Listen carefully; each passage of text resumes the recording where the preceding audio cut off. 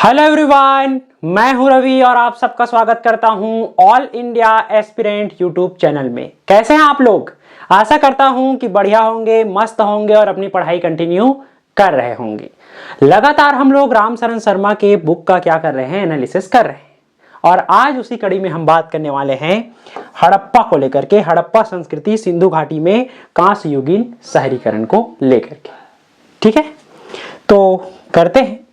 हम लोगों ने प्रागैतिहासिक काल की पूरी चर्चा कर रखी है। प्रागैतिहासिक काल को हम लोगों ने कंप्लीट कर लिया है। हम अब बात करने वाले हैं आपके आद्य ऐतिहासिक काल को लेकर के, जिसके अंतर्गत हम हड़प्पा के बारे में क्या करेंगे, बातें करेंगे। आद्य ऐतिहासिक काल में मैंने आपको बताया था कि लिपि इसमें है। ठीक है, लिपि है परंतु क्या है, अपठनीय है, यानी कि अब तक पढ़ा नहीं गया है। ठीक है, और साथ ही साथ बात करें स्रोत को लेकर के, तो इसके स्रोत क्या क्या है। स्रोत की बात करें तो आपके साहित्यिक स्रोत, तो साहित्यिक स्रोत इसमें क्या है, अनुपलब्ध है, नहीं है। ठीक है, केवल कौन से स्रोत है, केवल पुरातात्विक स्रोत है।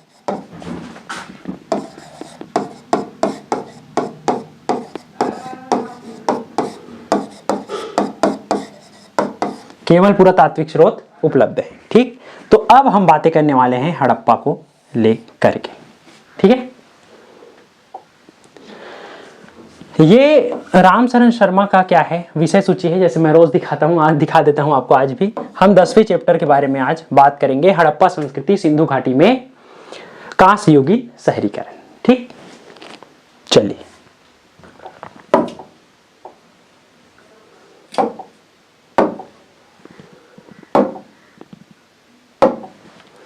देखिए, हड़प्पा संस्कृति सिंधु घाटी में कांस्य युगीन शहरीकरण, ये सब के सब क्या है, रामचरण शर्मा के हेडलाइंस हैं। आप देख लीजिए एक बार। ठीक है, सबके क्या है, हेडलाइंस है। सबसे पहले हम परिचय को लेकर के बात करेंगे। ठीक, उसके बाद बात करेंगे आपके शहर योजना और संरचनाएं, सब हेडलाइन है ना, मैं बता रहा हूं। उसके बाद कृषि, फिर पशुपालन, फिर कारीगरी और शिल्प को लेकर के हड़प्पा में क्या था, और व्यापार एवं वाणिज्य कैसी थी हड़प्पा की, उसके बारे में। साथ ही साथ संगठन, सामाजिक संगठन कैसा था, उसको लेकर के बात करेंगे। एक सेकंड, सॉरी। राजनीतिक, मतलब वहां की राजनीति कैसी थी, उसको लेकर के बात करेंगे हड़प्पा में। फिर धार्मिक परंपराओं के बारे में बात करेंगे। फिर बात करेंगे सिंधु घाटी में पुरुष देवता, फिर वृक्ष और पशु पूजा, और आपके हड़प्पा की लिपि। ये सब हेडिंग्स हैं, है ना। तो थोड़ा सा आप लोग इसको क्या कर दीजिएगा, हल्का से थोड़ा सा मैं आपको थोड़ा समझा देता हूं इसको। ठीक है, एकदम आसान है। देखिए, परिचय में हम किसकी बात करेंगे, परिचय में बात करेंगे आपके हड़प्पा की ऐतिहासिक पृष्ठभूमि को लेकर के।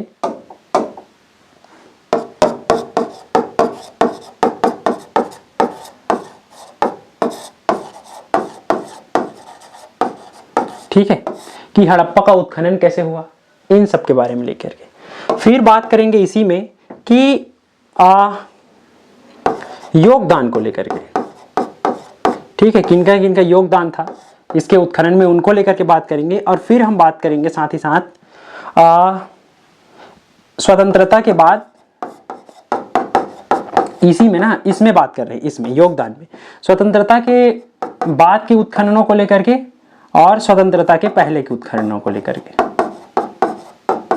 ठीक है, साथ ही साथ हम अन्य योगदान के बारे में भी बात करेंगे, पाकिस्तानियों के योगदान, साथ ही साथ ब्रिटिशर्स के और आपके अमेरिका के क्या योगदान थे, इनको लेकर के बात करेंगे। फिर हम बात करेंगे सिंधु घाटी सभ्यता को लेकर के जो विवाद है, ठीक है, उनको लेकर के हम इसमें चर्चा करेंगे। ठीक, तो इतने में हमको क्या करना है, चर्चा करना है इस टॉपिक में। साथ ही साथ एक चीज आप देखिए, शहर योजना एवं संरचनाएं। तो शहर योजना एवं संरचनाएं में उन्होंने क्या क्या किया था आपकी, तो हम बातें करेंगे आपके नगर नियोजन को लेकर के। ठीक है, नगर नियोजन की उन्नत तकनीक को लेकर के।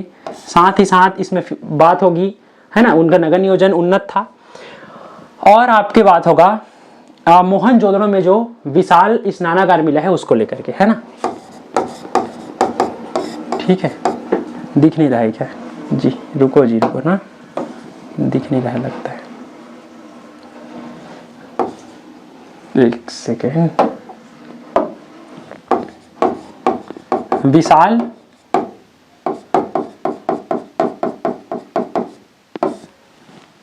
स्नानागार को लेकर के, साथ ही साथ अन्नागार, विशाल अन्नागार भी है ना। अन्नागार मिला है मोहनजोदड़ो में और हड़प्पा में, तो उनको लेकर के बात करेंगे।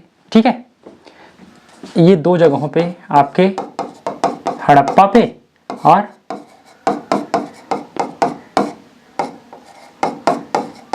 मोहनजोदड़ो में। ठीक है, तो इन दोनों को लेकर के बात करेंगे। ठीक, साथ ही साथ इसकी जो निकासी प्रणाली थी, है ना, निकासी प्रणाली, उनको लेकर के, तो इतने को लेकर के इसमें चर्चा हम करेंगे। कृषि, हाँ, ये सारे टॉपिक आपको दिख रहे होंगे, ये बड़ा सरल है। देखिए, ये सब है आपकी आर्थिक गतिविधि। ठीक है, आर्थिक गतिविधि, क्या क्या आपकी आर्थिक गतिविधि है, तो इसको समझिएगा। क्या क्या है कि कृषि आर्थिक गतिविधि है, इसको लेकर के बात तो करेंगे ही। साथ ही साथ आपके बात करेंगे पशुपालन को लेकर के। ठीक, और आपकी आर्थिक गतिविधि है कारीगरी एवं शिल्प, तो इसको लेकर के, और व्यापार और वाणिज्य। फिर हम बात करेंगे आपके सामाजिक संगठन को लेकर के, समाज को लेकर के बात हो रही है। फिर बात हो रही है आपके राजनीति को लेकर के, फिर धर्म को लेकर के। ठीक, धार्मिक परंपराएं मतलब धर्म को लेकर के बात है। तो यहाँ पे आपको देखना है परिचय, फिर नगर योजना उसकी कैसी थी, साथ ही साथ आर्थिक गतिविधियां जिसमें कृषि, पशुपालन, कारीगरी, शिल्प, वाणिज्य एवं व्यापार को देखना है। फिर देखना है उसके समाज को, फिर देखना है उसकी राजनीति को, फिर देखना है उसके धर्म को। सिंपल। और इसी धर्म में आपके, इसी धर्म के अंतर्गत ही है, समझ लीजिए, इसी धर्म के अंतर्गत है आपके सिंधु घाटी में पुरुष देवता, है ना। फिर आपके वृक्ष और पशु पूजा, दोनों को देखेंगे। हाँ, लेकिन हड़प्पा की लिपि ये वाली है। ठीक है, हड़प्पा की लिपि को लेकर के फिर चर्चा करेंगे। तो इतने पे उसकी बात करनी कि उसकी भाषा कैसी थी। ठीक है, समझ गए, इतने पे हमको क्या करना है, चर्चा करना है। तो चलिए,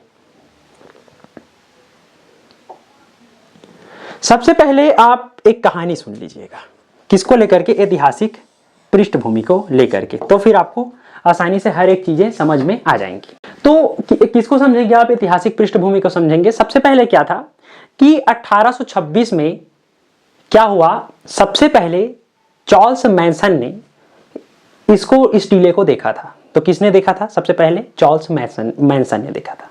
ठीक है, इसको याद रखना है। ठीक, कब देखा था, 1826 में देखा था।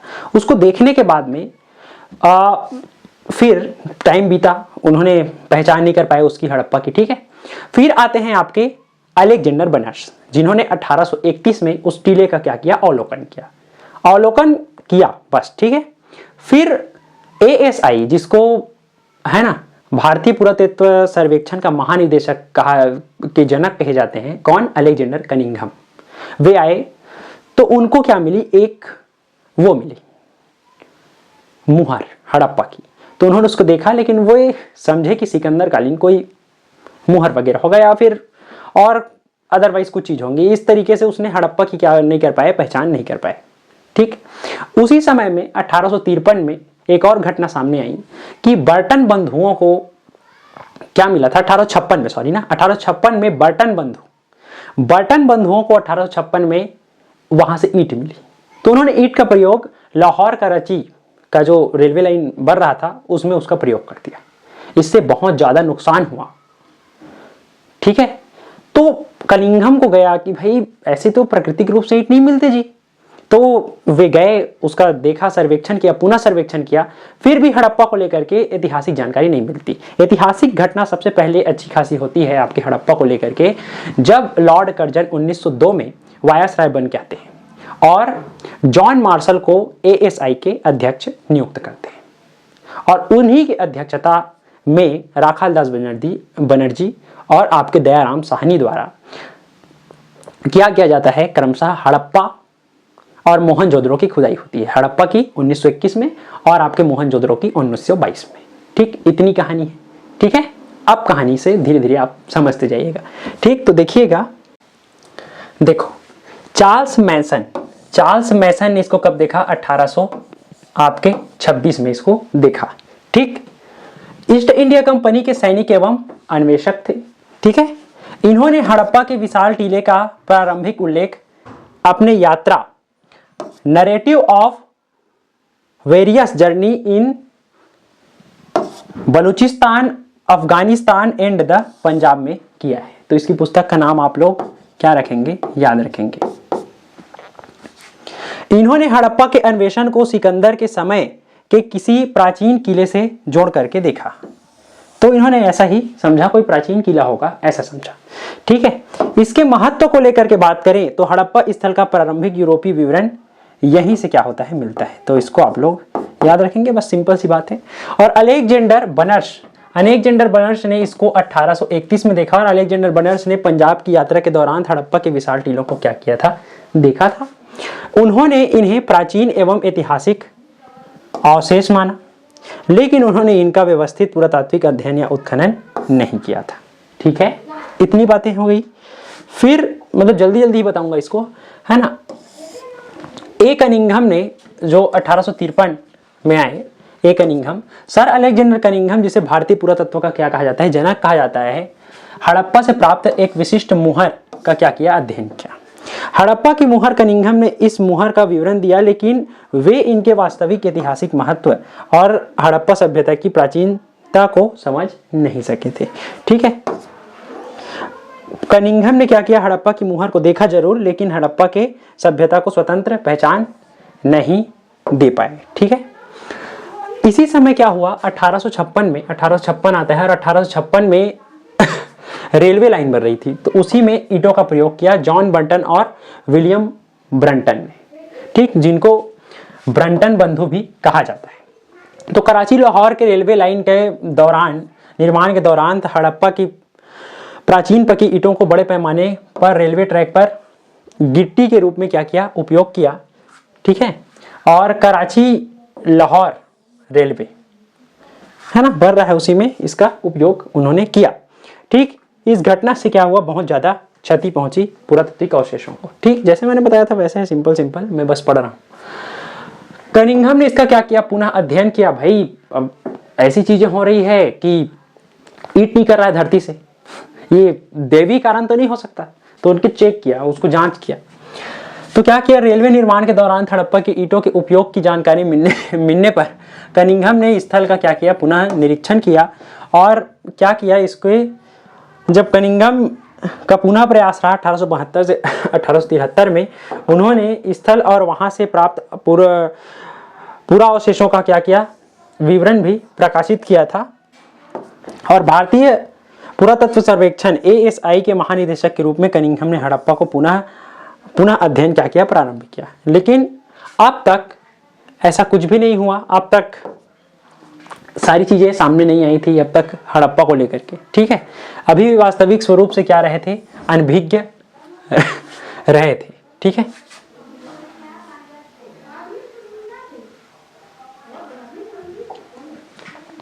इसी समय आते हैं आपके लॉर्ड कर्जन 1902 में। लॉर्ड कर्जन जब वायसराय बन करके आए भारत के, तो इन्होंने सर जॉन मार्शल को क्या किया? ASI भारतीय पुरातत्व का क्या किया? महानिदेशक क्या किया? नियुक्त किया। तो उसी के नेतृत्व में मार्शल के कार्यकाल में भारत में वैज्ञानिक एवं व्यवस्थित पुरातात्विक उत्खनन को क्या मिला? बढ़ावा मिला।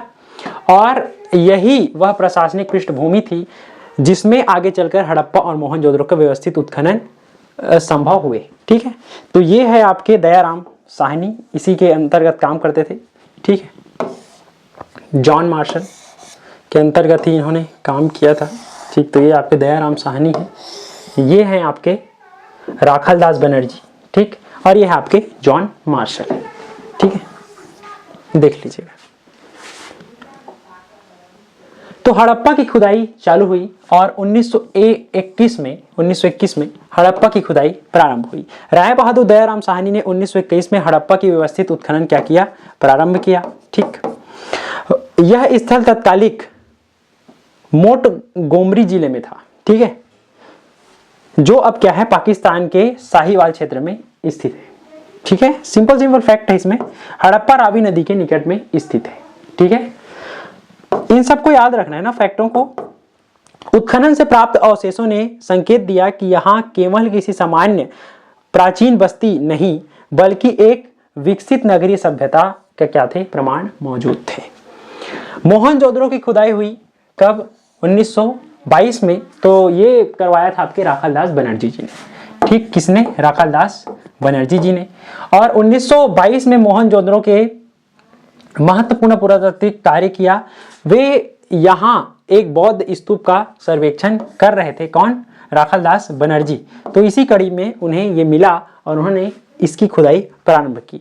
वो वहां एक बौद्ध स्तूप का सर्वेक्षण कर रहे थे, इसी दौरान तो उन्हें नीचे स्थित अत्यंत प्राचीन नगरी अवशेष का क्या हुआ पता चला।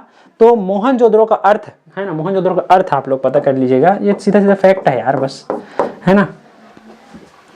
इसका अर्थ होता है मृतकों का टीला, ठीक है। वैसे ये कहाँ से चालू था पता है? रामशरण शर्मा का। रामशरण शर्मा का आपका चालू था कहाँ से इन्होंने शुरुआत की थी? तो कनिंघम से की थी। मैंने उसको थोड़ा सा और आगे करके आप लोगों को बता दिया है, ठीक है, कि मैसन ने सबसे पहले उसको देखा था फिर चालू हुआ करके। यह स्थल वर्तमान सिंध क्षेत्र में पाकिस्तान में स्थित है और सिंधु नदी के क्षेत्र से क्या है संबंधित है, ठीक, सिंपल है। अब जब उत्खनन हुआ तो इसके ऐतिहासिक घोषणा लंदन के न्यूज़पेपर में की गई। किसने की? तो आपके सर जॉन मार्शन ने की, ठीक। और इसी तरह यह सभ्यता विश्व में विख्यात हो गई कि भारत में भी ऐसी सभ्यता थी, है ना। तो ये किया गया था आपके 20 सितंबर 1924 को सर जॉन मार्शन ने किया था लंदन के न्यूज़पेपर में। इस लेख को क्या किया? प्रकाशित किया था। इस घोषणा के बाद हड़प्पा और मोहनजोदड़ो विश्व इतिहास के पुरातत्व के प्रमुख केंद्र हो गए, ठीक है, बन गए, ठीक। सर जॉन मार्शन ने इसको मेसोपोटामिया और सुमेर की समकालीन सभ्यताओं के संदर्भ में क्या किया है? स्थापित किया कि ये सभ्यता उसी के समय की है। मेसोपोटामिया और सुमेर की सभ्यता के समकालीन ये सभ्यता रही है, ठीक है। तो इसी में एक बात हुई, हाँ, इसको मैंने पढ़ा ना। इसके माध्यम से दुनिया के सामने सिंधु घाटी सभ्यता का अज्ञात एवं विकसित कांस्य युगीन नगरीय सभ्यता की पहचान की क्या की गई? घोषणा की गई थी, ठीक है, सिंपल ही बात है बस। स्वतंत्रता के पूर्व, अब उत्खनन को लेकर के बात करते हैं सीधे सीधे इसमें, क्योंकि ये पूछ सकता है ना फैक्ट में। तो इसको बात करते हैं कि स्वतंत्रता के पूर्व में व्यापक उत्खनन एवं पुरातात्विक अवशेष हुए। तो आपके देखो, मैंने बता रखा था आपको 1922 तक की हो चुकी है, 1924 में घोषणा हो रही है, 1924 में घोषणा हो गई और 1925 के आसपास में जॉन मार्शल एवं के.एन. दीक्षित द्वारा क्या है मोहनजोदड़ो की पुनः अच्छे से खुदाई की गई। उसमें विशाल स्नानागार, ठीक है, और अन्नागार तथा कांस्य की नर्तकी की क्या हुई है? मूर्ति प्राप्त हुई है, डांसिंग गर्ल, है ना। वहीं 1925 में, ठीक, 1925 से 1931 के बीच में फिर से ऑनेस्ट मैके द्वारा इसकी क्या हो गई? खुदाई करवाई गई। तो चनहुदड़ो एवं मोहनजोदड़ो का फिर से सर्वेक्षण किया गया, फिर से खुदाई करवाई गई। तो उसमें चनहुदड़ो में क्या मिले? मनके मिले हैं बनाने के कारखाने, है ना। चनहुदड़ो में मनके बनाने के क्या मिले? कारखाने मिले। और बिना दुर्ग वाले शहर की क्या की? इन्होंने खोज की, ठीक है। इन सबको एक एक को याद रखना है, सब फैक्ट है ना। 1927 में ऑर्नेल स्टाइन सुतका गेंडोर, है ना, जो कि मरकान तट पे स्थित है, उनकी खुदाई हुई। तो सिंधु सभ्यता के सबसे पश्चिमी बिंदु की क्या है पहचान की। तो यही सबसे पश्चिमी बिंदु है, मैं दिखाऊंगा अभी, जो मेसोपोटामिया के साथ समुद्री व्यापार के संबंधों को क्या करता है? दर्शाता है, ठीक है। और ये बंदरगाह था ऐसा माना जाता है। 1928 में आपके एन.सी. मजूमदार झोकर, चनहुदड़ो और आमरी की क्या हुई? फिर से मतलब किया गया, ठीक।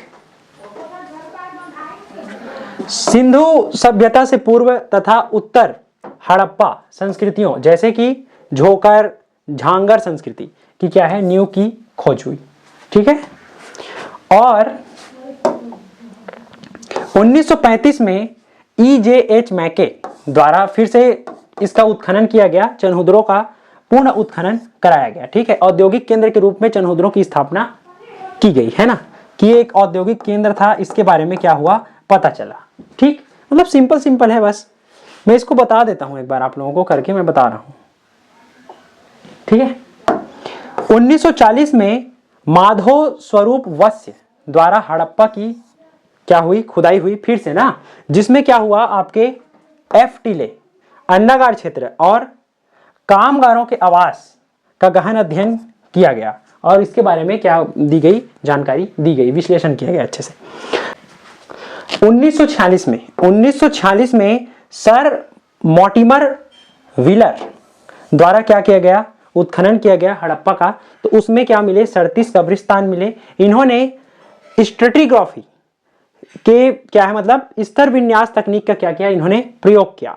उन्होंने हड़प्पा के चारों ओर रक्षा प्राचीर खोजी और सभ्यता के पतन के लिए आर्य आक्रमण सिद्धांत क्या किया, प्रस्तुत किया। तो आर्य आक्रमण सिद्धांत किसने दिया है, तो आपको याद रखना है कि आपके सर मॉर्टिमर व्हीलर ने इसको दिया है। ठीक है, अब स्वतंत्रता के बाद भी उत्खनन हुए हैं कुछ, तो उनको लेकर के, तो स्वतंत्रता जब प्राप्त हुई तो 1950 में रोपड़ का क्या हुआ, उत्खनन हुआ। अब पाकिस्तान का प्रांत पाकिस्तान में चला गया। ठीक, तो पंजाब में सतलुज नदी के तट पर क्या है, स्थित है आपके रोपड़। तो इसका क्या हुई, खुदाई हुआ। तो इस खुदाई में स्वतंत्र भारत में उत्खनन के प्रमुख प्रारंभिक हड़प्पा स्थलों में से एक है, इसकी खोज हुई और बी लाल एवं YD शर्मा द्वारा क्या किया गया, उत्खनन कराया गया था। कालीबंगा का उत्खनन किया गया। तो कालीबंगा का उत्खनन हुआ आपके 1960-59 में और सबसे पहले 1951 में इसका उत्खनन हुआ था। ठीक है, तो राजस्थान में घंघर नदी के तट पर है। ठीक है, इसको आप लोगों को याद रखना है ना, एक एक के नदियों के नाम को। तो अमलानंदा घोष ने 1951 में क्या की थी, इसकी खोज की थी। बाद में बीबी लाल एवं बीके थॉपर ने क्या किया, इसका उत्खनन कराया। जूते हुए खेत के साक्ष्य यहां से मिलते हैं। ठीक, और अग्नि वेदिकाएं यहां से मिलती है। लोथल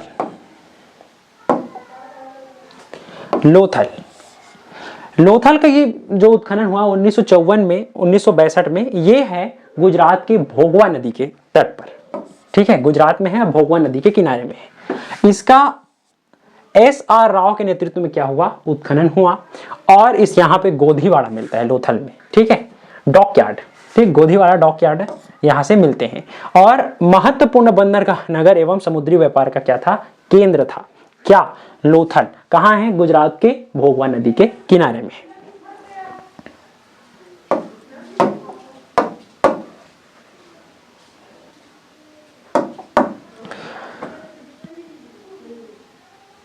सुरकोटदा इसकी उत्खनन हुआ 1964 में, जो कि गुजरात में स्थित है। ठीक है, तो इसमें ये JP जोशी द्वारा क्या किया गया, इसका उत्खनन कराया गया था, JP जोशी द्वारा।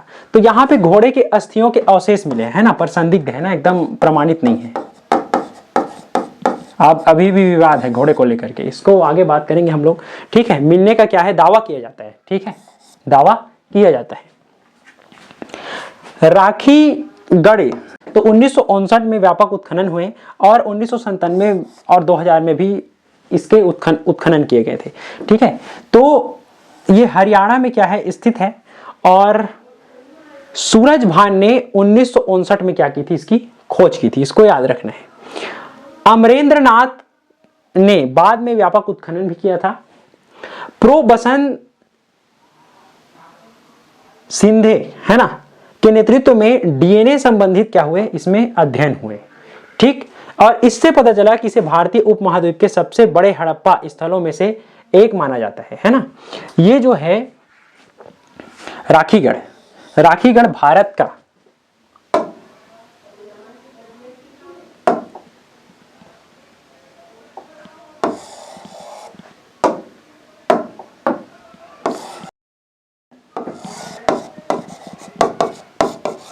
भारत का सबसे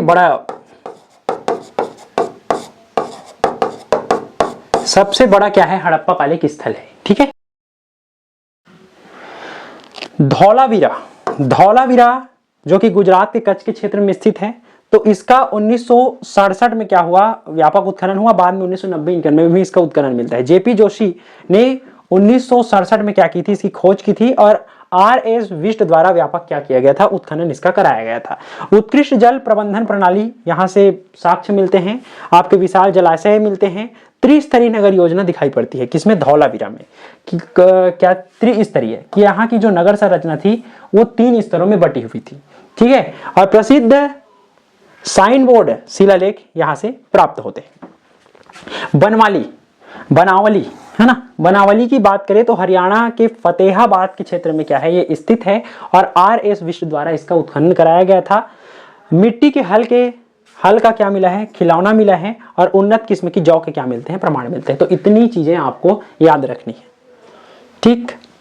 वही सिंधु घाटी सभ्यता की काल निर्धारण की बात करें कि सिंधु घाटी सभ्यता का काल निर्धारण है ना, समय कितना से कितना था, इस बारे में अभी भी विवाद है और इस विवाद के चलते अलग अलग मत है।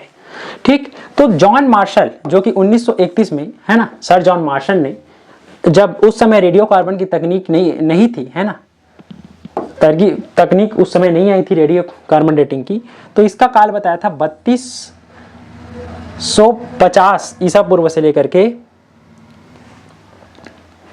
2750 ईसा पूर्व तक।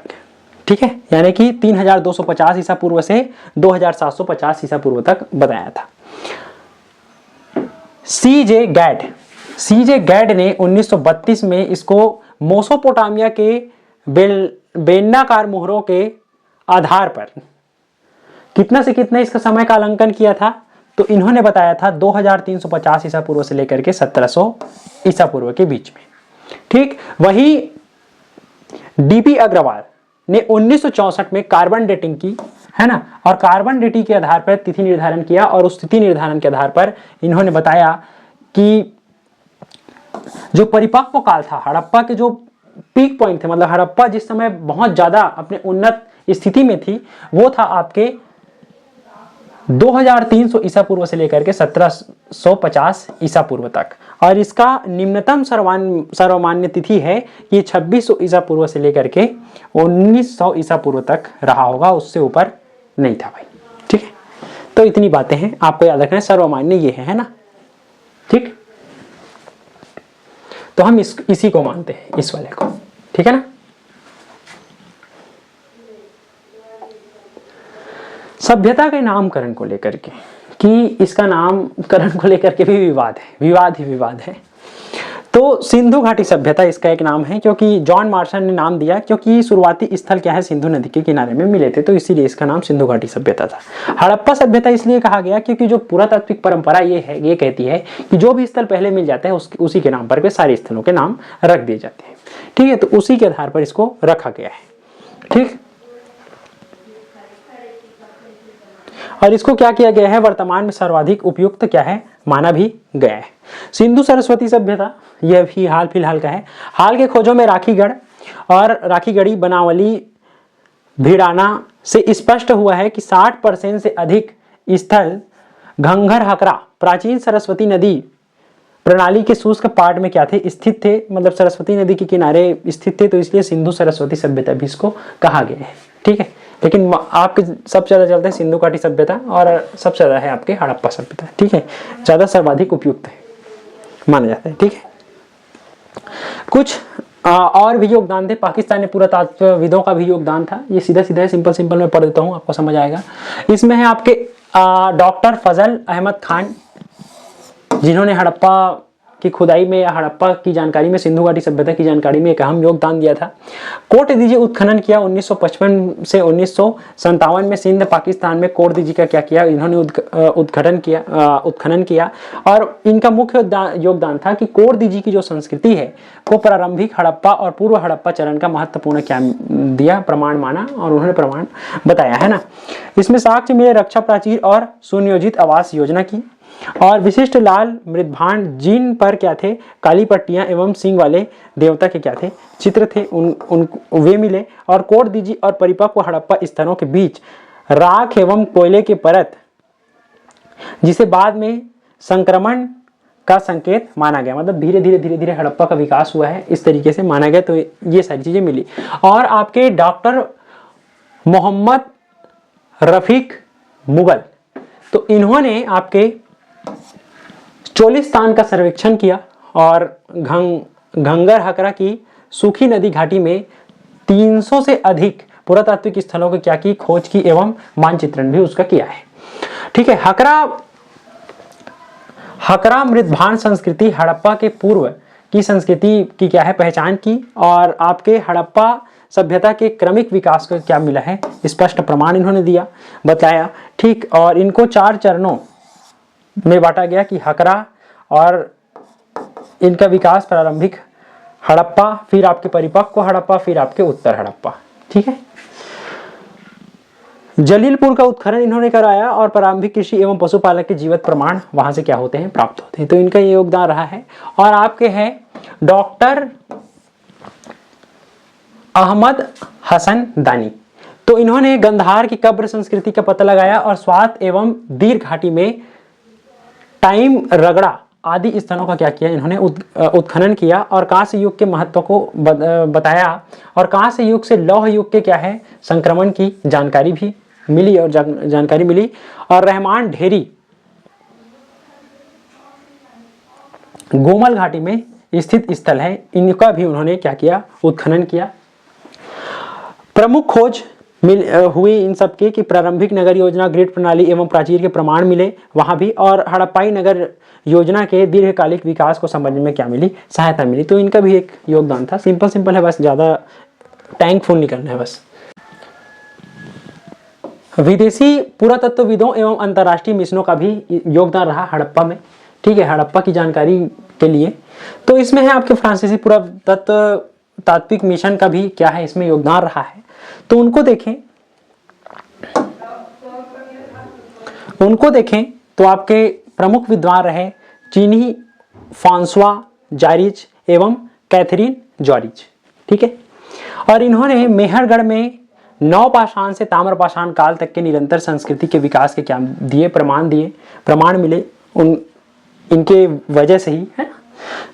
इससे यह सिद्ध हुआ कि भारतीय उपमहाद्वीप में सभ्यता का विकास स्थानीय आधार पर भी हुआ, केवल मेसोपोटामिया से प्रसार के कारण नहीं हुआ। ठीक। और नवसारो से प्रारंभिक हड़प्पा से परिपक्व हड़प्पा संस्कृति में संक्रमण के क्या मिले, प्रमाण मिले। तो इनका योगदान था। और अमेरिकी मिशंस का भी योगदान था। ठीक। प्रमुख विद्वान रहे इसमें जॉर्ज एफ डेल्स और आपके जोनाथन मार्क, साथ ही साथ केनोयर एवं रिचर्ड मीडो। ठीक है। तो 1986 के बाद हड़प्पा के आधुनिक वैज्ञानिक तकनीकों का प्रयोग किया गया इसमें। और साथ ही साथ रेडियो कार्बन डेटिंग, पूरा वनस्पति विज्ञान, पूरा प्राणी विज्ञान एवं एथनो आर्कियोलॉजी का इसमें प्रयोग हुआ। और मनका निर्माण, शंख उद्योग, मुहर निर्माण तथा क्षेत्रीय व्यापारिक नेटवर्क की क्या जानकारी प्राप्त हुई। तो इनका भी एक महत्वपूर्ण योगदान रहा है। ठीक। इतालवी मिशन, एक सेकेंड ना, इतालवी मिशन मॉरिजियो तोसी एवं मासिमो विदाले इसके प्रमुख विद्वान रहे। और मोहनजोदड़ो में सूक्ष्म स्त्रीकरण का अध्ययन किया गया। ठीक है। और विभिन्न शिल्प एवं औद्योगिक गतिविधि क्षेत्रों की पहचान में क्या किया, योगदान दिया गया। ब्रिटिश पुरातत्व तात्विक योगदान भी रहा है ब्रिटिशरों का।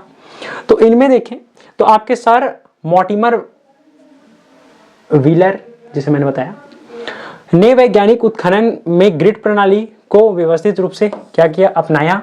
हड़प्पा एवं मोहनजोदड़ो में गढ़ी है ना, यानी गढ़ है ना, कैटल और नगर प्राचीर की अवसंरचना को क्या स्पष्ट किया। रेमंड एवं ब्रिजेट अल्चिन ने दक्षिण एशियाई पुरातत्व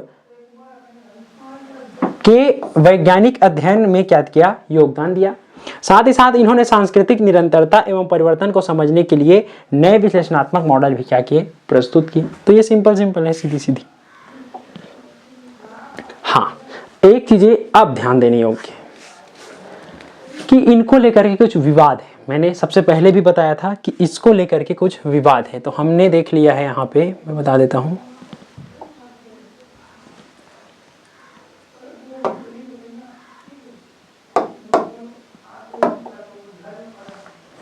योगदान को लेकर के हमने चर्चा कर लिया, ठीक है, और सबके योगदान को लेकर के हमने चर्चा कर ली। अब बात कर रहे हैं विवाद को लेकर के कि कौन कौन से विवाद हैं। तो उसी विवाद को हम देखते हैं कि कौन कौन से विवाद हैं इसमें। तो इसमें आपको विवाद देखने को मिल जाता है नगरीय स्वरूप व सत्ता के ढांचे को लेकर के विवाद है, ठीक। अभी भी विद्वानों में मतभेद है, ठीक है। तो इसमें है आपके केंद्रीकृत मॉडल प्रस्तुत किया जाता है इसकी नगरीय स्वरूप को लेकर के, सत्ता को लेकर के, कि इसमें राजनीति को लेकर के, सत्ता को लेकर के, सत्ता किनके हाथ में रही होगी, इस तरीकों को लेकर। कोई कहता है कि लोकतंत्र था, कि राजा का साथ दार्शनिक राजा का था, या इस तरीके की क्या है, विवाद है, ठीक। तो हड़प्पा सभ्यता को एक सुदृढ़ केंद्रीकृत साम्राज्य माना गया, ठीक है। इसमें है आपके व्हीलर एवं पिंगॉट, ठीक। तो व्हीलर एवं पिंगॉट ने इसको क्या माना, हड़प्पा सभ्यता को एक सुदृढ़ केंद्रीकृत साम्राज्य माना, क्योंकि भाई उतना एरिया में फैले हुए है। मैं बताऊंगा, अभी बताऊंगा, टेंशन न लीजिए। उतना एरिया में फैला हुआ है, तो इसको लेकर के एक साम्राज्य ही रहा होगा। और उन्होंने ये भी कहा कि क्या है, हड़प्पा और मोहनजोदड़ो को जुड़वा राजधानी उन्होंने कहा था, ठीक है। हड़प्पा और मोहनजोदड़ो को जुड़वा राजधानी माना गया है। किसने कहा था, तो आपको याद रखना है कि व्हीलर एवं पिंगट ने, ठीक है। शासक वर्ग के उन्होंने कहा कि पुरोहित राजा, क्योंकि पुरोहित की मूर्ति मिली है, ठीक है। तो उन्होंने पुरोहित राजा का क्या दिया, सिद्धांत दिया, ठीक है, कि अवधारणा का क्या किया, प्रस्तुत किया गया कि पुरोहित राजा रहा होगा भाई, ठीक है। और विषम पदानुक्रम मॉडल केनियार एवं पासेल का दिया हुआ है। किसी एक शक्तिशाली राजा के बजाय विभिन्न क्षेत्रीय केंद्रों एवं व्यावसायिक समूहों के साझा सत्ता नेटवर्क की क्या है, संभावना है, मतलब गणराज्य की बात की है इन्होंने, ठीक है। तो प्रमुख केंद्र हड़प्पा, मोहनजोदड़ो, धौलावीरा और राखीगढ़, ये सब उसके प्रमुख केंद्र थे। तो इसमें को लेकर के विवाद है। मेन चीजों को मैंने बता दिया है। इसमें रामचंद्र शर्मा ने इसको कुछ भी नहीं बताया, मैं बता रहा हूँ, ठीक है। घंघरा हकरा नदी, सरस्वती नदी की भूमिका को लेकर के एक विवाद है। इसके समर्थक मत में है, ठीक है, आपके विद्वान हैं BN मिश्रा, BB लाल, MR मुगल। एक सेकेंड ना, ठीक है। SP गुप्ता। मुख्य तर्क, इनके मुख्य तर्क है कि हड़प्पाई बस्तियों का क्या है, बड़ा समूह घंघरा हकरा के प्राचीन सूखे प्रवाह स्थल के आसपास में मिला है।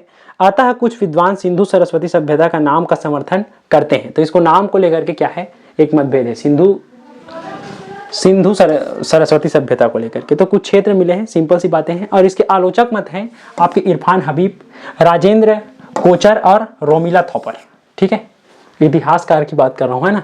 तो इनका तो तर्क है कि वैदिक सरस्वती को विशाल एवं 12मासी नदी के रूप में क्या किया गया है, वर्णित किया गया है, जबकि घंघर हकरा की प्रकृति मुख्यतः मानसून आधारित मानी जाती है, ठीक है। वैदिक ग्रंथों में ऐसे बताया गया है, ठीक है। तो ये क्या है भाई, मान्य मत नहीं है। अतः घंघरा हकरा को वैदिक सरस्वती मानने पर क्या है, एक मतभेद है, ठीक है। सभ्यता के पतन एवं विस्थापन की भूमिका को लेकर के भी क्या है, मतभेद रहा है, ठीक। भूगर्भीय परिवर्तन, सतलुज और यमुना के मार्ग में क्या हुआ था, बदलाव हुआ था, मैंने बताया था। तो हकरा घंघरा का कमजोर सूखना, बस्तियों का विस्थापन को लेकर के इसमें एक विवाद देखने को मिलता है। परिपक्व हड़प्पा काल के बाद जनसंख्या का स्थानांतरण हुआ, ठीक है, ठीक। जनसंख्या में क्या हुआ, स्थानांतरण हुआ। तो इन सब को लेकर के, पतन को लेकर के इसमें एक विवाद रहा है। कोई बाढ़ को कहता है, कोई आर्य के आक्रमण को कहता है, सबका अलग अलग सिद्धांत है, ठीक है।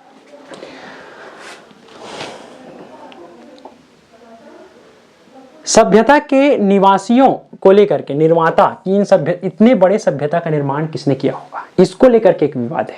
तो इसको लेकर के विवाद है। तो एक सिद्धांत है इसी का, आपके द्रविड़ियन सिद्धांत, कि द्रविड़ों ने इनका निर्माण किया होगा। तो इसके जो समर्थक हैं वो है आपके एस्को पारपोला और आपके इरावाथम महादेवन, WN फेयर सर्विस। ठीक, तो इसके समर्थक हैं।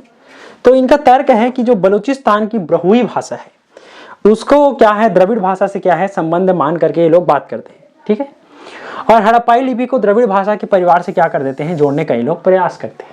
लेकिन हड़प्पा संस्कृति में कुछ ऐसे भाषाई एवं सांस्कृतिक तत्व मिले हैं का दावा जिन्हें द्रविड़ परंपरा से जोड़ा गया है। ठीक है, कुछ ऐसे तत्व मिले जिनको द्रविड़ परंपरा से क्या कर दिया गया, इन्होंने जोड़ दिया।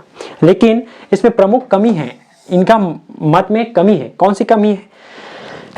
सॉरी, हड़प्पा लिपि अभी तक क्या है, अपठनीय रही है। तो इससे इतना बड़ा अंदाजा नहीं लगा सकता। सर्वमान्य रूप से पाठ वाचन इसका नहीं हुआ है, यानी अपठनीय रही है लिपि। लिपि अपठनीय है, भाव चित्रात्मक लिपि है। ठीक है, और दक्षिण भारत के बाद की महापाषाणिक संस्कृति और हड़प्पाई संस्कृति में स्पष्ट अंतर दोनों में दिखाई पड़ता है। ठीक है, तो ऐसा नहीं कहा जा सकता। एक और सिद्धांत है आपके वैदिक आर्य का सिद्धांत। इसके प्रमुख समर्थक विद्वान की बात करें तो BB लाल और SR राव, साथ ही साथ इसमें भगवान सिंह। ठीक, तो अग्नि कुंड एवं अग्नि वेदिकाएं मिली है कालीबंगा और लोथल से। तो इसको लेकर के ये लोग क्या करते हैं, वैदिक सभ्यता से इसको जोड़ देते हैं भाई। ठीक है, लेकिन बात करें तो हड़प्पाई जो मुहर है, तो हड़प्पाई मुहर में स्वास्तिक है, योग मुद्रा है ना, आद्य शिव है, पशुपति का वास्तविक और स्वास्तिक है। जबकि हड़प्पाई संस्कृति को वैदिक परंपरा से इस तरीके से नहीं जोड़ा जा सकता, क्योंकि इस तरीके के जो पशु हैं या इस तरीके के जो देवता है अन्य वैदिक सभ्यता में नहीं दिखते। ठीक है, तो इससे नहीं जोड़ा जा सकता। ठीक है, इसकी प्रमुख कमी यह भी रही है कि वैदिक सभ्यता से इसलिए भी नहीं जोड़ा जा सकता कि घोड़ा का क्या है, प्रमाण स्पष्ट नहीं मिलता। साथ ही साथ तीलियों वाला जो पहिया है जो रथ में प्रयोग होता है, ठीक है, क्योंकि आर्य लोग रथ का प्रयोग करते थे, तो वे भी नहीं मिलता।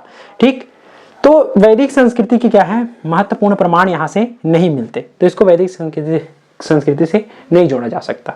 ठीक है, स्थानीय बहुजातीय मिश्रित मॉडल ये क्या है, सबसे ज्यादा मान्य है। ठीक है, यही मान्य है। ठीक है ना, तो इसके हैं KAR कनेडी और आपके हेम्फिल। तो मानव कंकाल का क्या किया गया है, कार्बन डेटिंग किया गया, उसका अध्ययन किया गया, तो पता चला और उस आधार पर इन्होंने बताया कि मानवीय शास्त्र के अध्ययन करके, है ना, और विभिन्न मानव समूहों के मिश्रण से यह सभ्यता क्या हुई, विकसित हुई। यानी स्थानीय एवं विभिन्न जन समूहों के मिश्रण का यह सभ्यता क्या है, परिणाम है, और यह सबसे ज्यादा मान्य मत रहा है। ठीक है ना।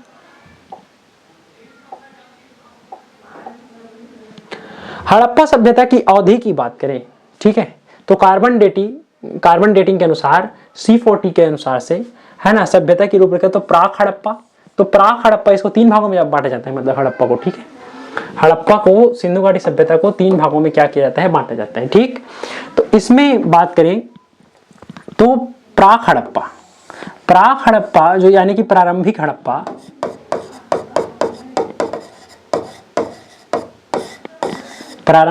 था आपके 3300 ईसा पूर्व से 2600 ईसा पूर्व तक, और वही 2600 ईसा पूर्व से लेकर के 1900 ईसा पूर्व तक रहा आपके परिपक्व हड़प्पा।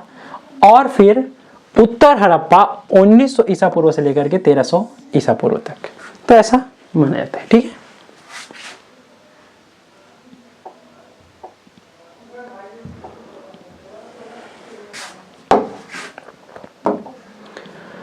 नेक्स्ट स्लाइड लगा देता हूं।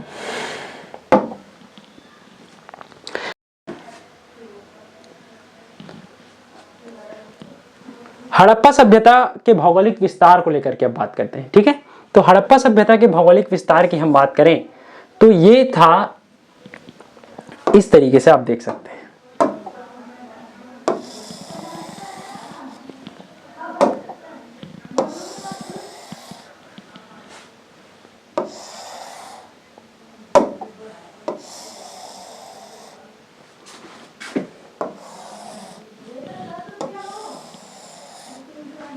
ठीक है।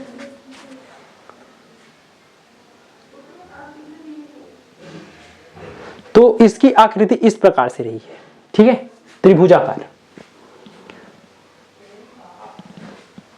ठीक, इसकी सीमाओं की हम बात करें तो ये उत्तर से दक्षिण में 1400 किलोमीटर तक था, और वहीं इसकी समुद्री तटीय सीमाओं की बात करें तो 1300 किलोमीटर इसकी समुद्री सीमा थी। और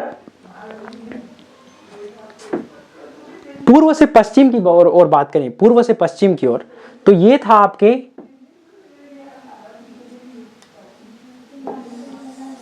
1600 किलोमीटर तक। ठीक है, ठीक है। देखो उत्तर में था आपके मांडा, ठीक, जो कि चिनाब नदी में है ना, अखनूर जम्मू कश्मीर के में आता है। दक्षिण में था आपके दैमाबाद, जो कि प्रवरा नदी के किनारे है, गोदावरी नदी की सहायक नदी है प्रवरा, तो ये महाराष्ट्र में स्थित है। और दक्षिण में था, दक्षिण बता दिए, सॉरी, दक्षिण पूर्व में था आपके, पूर्व में था आपके आलमगीरपुर, ठीक, जो कि हिंडन नदी के किनारे है, मेरठ मध्य प्रदेश में स्थित है। और पश्चिम में था आपके सुतका गेंडोर, जो कि दास्क नदी मरकान तट में वर्तमान बलूचिस्तान पाकिस्तान के क्षेत्र में आता है। ठीक है, तो इतनी बातें हैं। ये जो सभ्यता थी उनका कुल क्षेत्रफल की बात करें तो ये 15 से 20 लाख वर्ग किलोमीटर के क्षेत्र पर फैला हुआ था। परंपरागत अनुमान ऐसा लगाया जाता है, ठीक है। इसका अनुमान है कि 12.96 लाख वर्ग किलोमीटर का होगा, ऐसा परंपरागत अनुमान भी लगाया जाता है। चार इसकी सीमाओं की मैंने बात कर दी। उत्तर में मांडा, दक्षिण में दैमाबाद, पूर्व में आलमगीरपुर और पश्चिम में सुतका गेंडोर। ठीक है, और ये जो सभ्यता थी, देखिए, प्राचीन मिस्र की तुलना में क्या थी, लगभग 20 गुना बड़ा था। ठीक है, और मिस्र प्लस मेसोपोटामिया के संयुक्त क्षेत्र को भी मिला दिया जाए तब भी ये 12 गुना बड़ी सभ्यता थी। ये देखिए, ठीक, बाकी स्थलों को भी आप देख सकते हैं। मैं इस तरफ आ जाता हूं, बाकी स्थलों को भी आप देख सकते हैं। ठीक है, देखिए, सबसे बड़ा जो स्थल था वो था आपके मोहनजोदड़ो।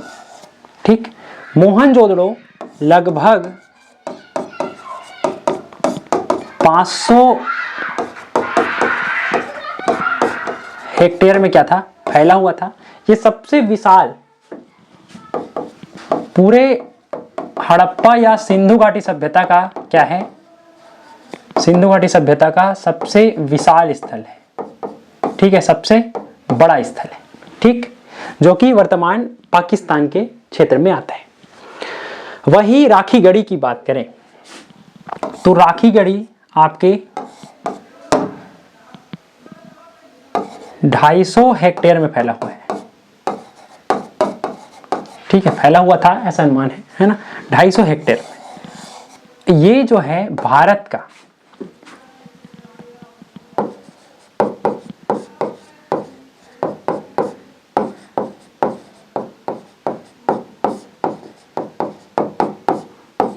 सबसे बड़ा क्या है, स्थल है। ठीक है, बस इतने को आपको याद रखना है। हाँ, ये बात और याद रख लीजिए कि हड़प्पा,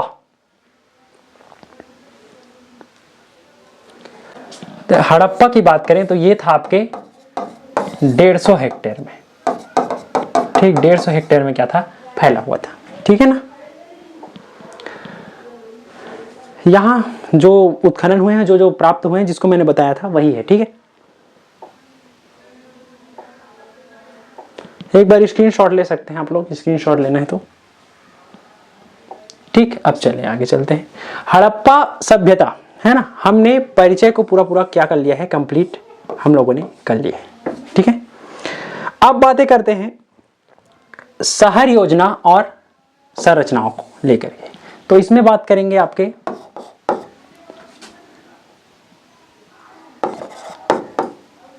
नगर नियोजन को लेकर के। किसको लेकर के, नगर नियोजन को लेकर के, है ना, कि नगर नियोजन ग्रिड पद्धति अपनाई गई थी, तो उनको लेकर के बात करेंगे। फिर बात करेंगे आपके विशाल इस नानागार को लेकर के, फिर बात करेंगे आपके अन्नागार को लेकर के, जो कि कहाँ कहाँ है,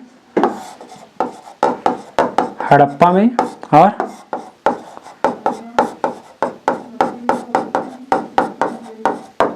मोहनजोदड़ो में है। फिर इसी स्थापत्य में हम अन्य चीजों की भी बातें करेंगे और निकासी प्रणाली की बात करेंगे। ठीक है, उन्नत निकासी प्रणाली के लेकर के, और कुछ कुछ जितने भी अन्य और हैं, बाकी शहरों में थोड़ी भिन्नता थी तो उनको लेकर के भी बात हम लोग करेंगे। तो चलिए स्टार्ट करते हैं। हड़प्पा सभ्यता के प्रमुख नगरों की बात करें तो ये दो भागों में था। आपके एक टीला था जो ऊपरी भाग था, और निचले भाग में क्या था, सामान्य लोगों के रहने के लिए था। ठीक, एक दुर्ग युक्त थी। ठीक, तो पश्चिम में टीला था, दुर्ग या गढ़ी। ठीक है, और ये ऊंचा भाग था जो कृत्रिम चबूतरे पर क्या था, कृत्रिम चबूतरे पर स्थित था। ये चबूतरा भी क्या था, बनाया जाता था, इसी कृत्रिम चबूतरे पर क्या था, स्थित था। और ये मजबूत रक्षा प्राचीर से क्या था, किलेबंद था। ये देखिए किलेबंद। ठीक है, यहाँ पे शासक वर्ग रहते होंगे ऐसा अनुमान लगाया जाता है, और आपके प्रशासनिक अधिकारी पुरोहित है ना, जो पुरोहित मिला है। ठीक, पुरोहित की मूर्ति मिली है ना। और सार्वजनिक गतिविधियों का ये केंद्र था, धार्मिक स्थल था। ठीक, कोई महोत्सव वगैरह का ये क्या था, केंद्र था, ऐसा माना जाता है। और साथ ही साथ पूर्व की बात करें तो ये निचला नगर था, ये पूर्व में स्थित था। इस तरीके की निचला नगर था, और इसमें क्या है, दुर्ग की तुलना में अधिक बड़ा और कम ऊंचाई का क्षेत्र था। इसमें आपके शिल्पी रहते होंगे, शिल्पी, व्यापारी, श्रमिक। ठीक, और आवासीय क्षेत्र, ये मुख्य आवासीय क्षेत्र था, यहीं पे सबसे ज्यादा जनसंख्या निवास करते थे, श्रमिकों का आवास था। ठीक, तो श्रमिक, व्यापारी साधारण वर्ग के लोग यहाँ रहते थे। ठीक है ना। हाँ, कुछ अपवादों को आपको लेकर के बात करनी है। तो धौलावीरा में याद रखें कि यहाँ पे 3 भागों में नगर विभाजन था। आपके दुर्ग था, और मध्य में भी नगर था, और निचला नगर था। ठीक, और मजबूत रक्षा प्राचीर थी जो सब में थी। ठीक है, एक ही मजबूत रक्षा प्राचीर थी। ठीक, वही बात करें चनहुदरों की, तो चनहुदरों में दुर्ग रहित है ना, इसमें दुर्ग नहीं है, इसको आपको याद रखना है। और लोथल में क्या है, दुर्ग और निचला है, लेकिन यहां पे एक ही क्या है, दुर्गीकृत है। ठीक, मतलब निचला शहर और आपके ऊपर है ना, तो दोनों क्या है, रक्षा प्राचीर से घिरे हुए हैं। ठीक है, एक ही साझा रक्षा प्राचीर है वहां की। ठीक, तो ये चीजें मिलती है। हड़प्पा में जो सड़क बनाया गया था, सड़क का जो विन्यास था वो था आपके ग्रिड पैटर्न या फिर चेस बोर्ड। देख लीजिए चेस बोर्ड की तरह, यहाँ पे इस तरीके के कुछ इस तरीके के है ना, तो चेस बोर्ड सिस्टम है, इसी को बोलते हैं ग्रिड पद्धति। ठीक है, तो क्या था कि जो मुख्य सड़कें थी वो समकोण पर काटती थी, कितने में, 90 में। ठीक, ये देखिए मुख्य सड़क को 90 में काट रही है। ठीक, और इससे क्या होता था, इस 90 में मुख्य सड़क को समकोण में काटने की वजह से क्या होता था, वर्गाकार और आयताकार खंड में ये बढ़ जाते थे। ठीक, और साथ ही साथ मोहनजोदड़ो में, ठीक है, इसको याद रखेंगे, मोहनजोदड़ो में मुख्य सड़क 9.15 या 10 मीटर चौड़ी थी, वही गलियां 3 और 4 मीटर चौड़ी थी। ठीक है, मोहनजोदड़ो में ना सिर्फ सड़कों के किनारे पर कूड़ादान रखा गया था, और कूड़ादान के प्रमाण मिलते हैं सड़कों के किनारों पर पानी सोखने की व्यवस्था थी प्रॉपर, और सामान्यतः घरों के मुख्य दरवाजे क्या थे, मुख्य सड़क के बजाय घर के पीछे खुलते थे। देखिए सबके दरवाजे क्या है, घर के पीछे खुल रहे हैं। ठीक है, गलियों में खुलते थे। तो एक अपवाद है आपके लोथल में। ठीक है, इसको लेकर के क्या है, लोथल में जो घरों के दरवाजे थे वो आपके सीधे सीधे मुख्य सड़क पर ही की ओर ही खुल जाते थे। ठीक, तो लोथल एक अलग चीज है भाई, बाकी इस तरीके की चीजें थी। ठीक है, उत्तर से दक्षिण दिशा में कितने पे काटती थी? आपके 90 अंश में काटती थी। ठीक है, समकोण पर, और इस तरीके से आयताकार में बन गया था। तो ये सिस्टम था। ठीक है, मोहनजोदड़ो में विशाल स्नानागार मिला है, मैंने बताया था। तो इस विशाल स्नानागार की क्या है, 11.88 मीटर ये लंबा है और आपके 7.01 मीटर चौड़ा है और आपके 2.43 मीटर गहरा है। ठीक है, उत्तर और दक्षिण में इसकी सीढ़ियां हैं, उत्तर में और दक्षिण में क्या है, सीढ़ियां हैं। साथ ही साथ यहां पे क्या है, जल आपूर्ति हेतु कुआं रहता था। उसी कुआं में इसको क्या किया जाता था, भरा जाता था, जल की आपूर्ति की जाती थी, नदी से लाया जाता था, है ना, मतलब कुएं थे, कुएं से इसको लाया जाता था। ठीक है, जल को। यहां पे मोहनजोदड़ो का दुर्ग क्षेत्र में क्या था, स्थित था। मोहनजोदड़ो जो है उसके दुर्ग क्षेत्र में स्थित था। इस वाले क्षेत्र पे विशाल स्नानागार स्थित था। ठीक है, इस क्षेत्र पे। ठीक, हड़प्पा सभ्यता की प्रसिद्ध एवं भव्य सामाजिक ईंट निर्माण संरचना है। ठीक, और सार्वजनिक एवं धार्मिक अनुष्ठान स्नान यहां पे किया जाता रहा होगा।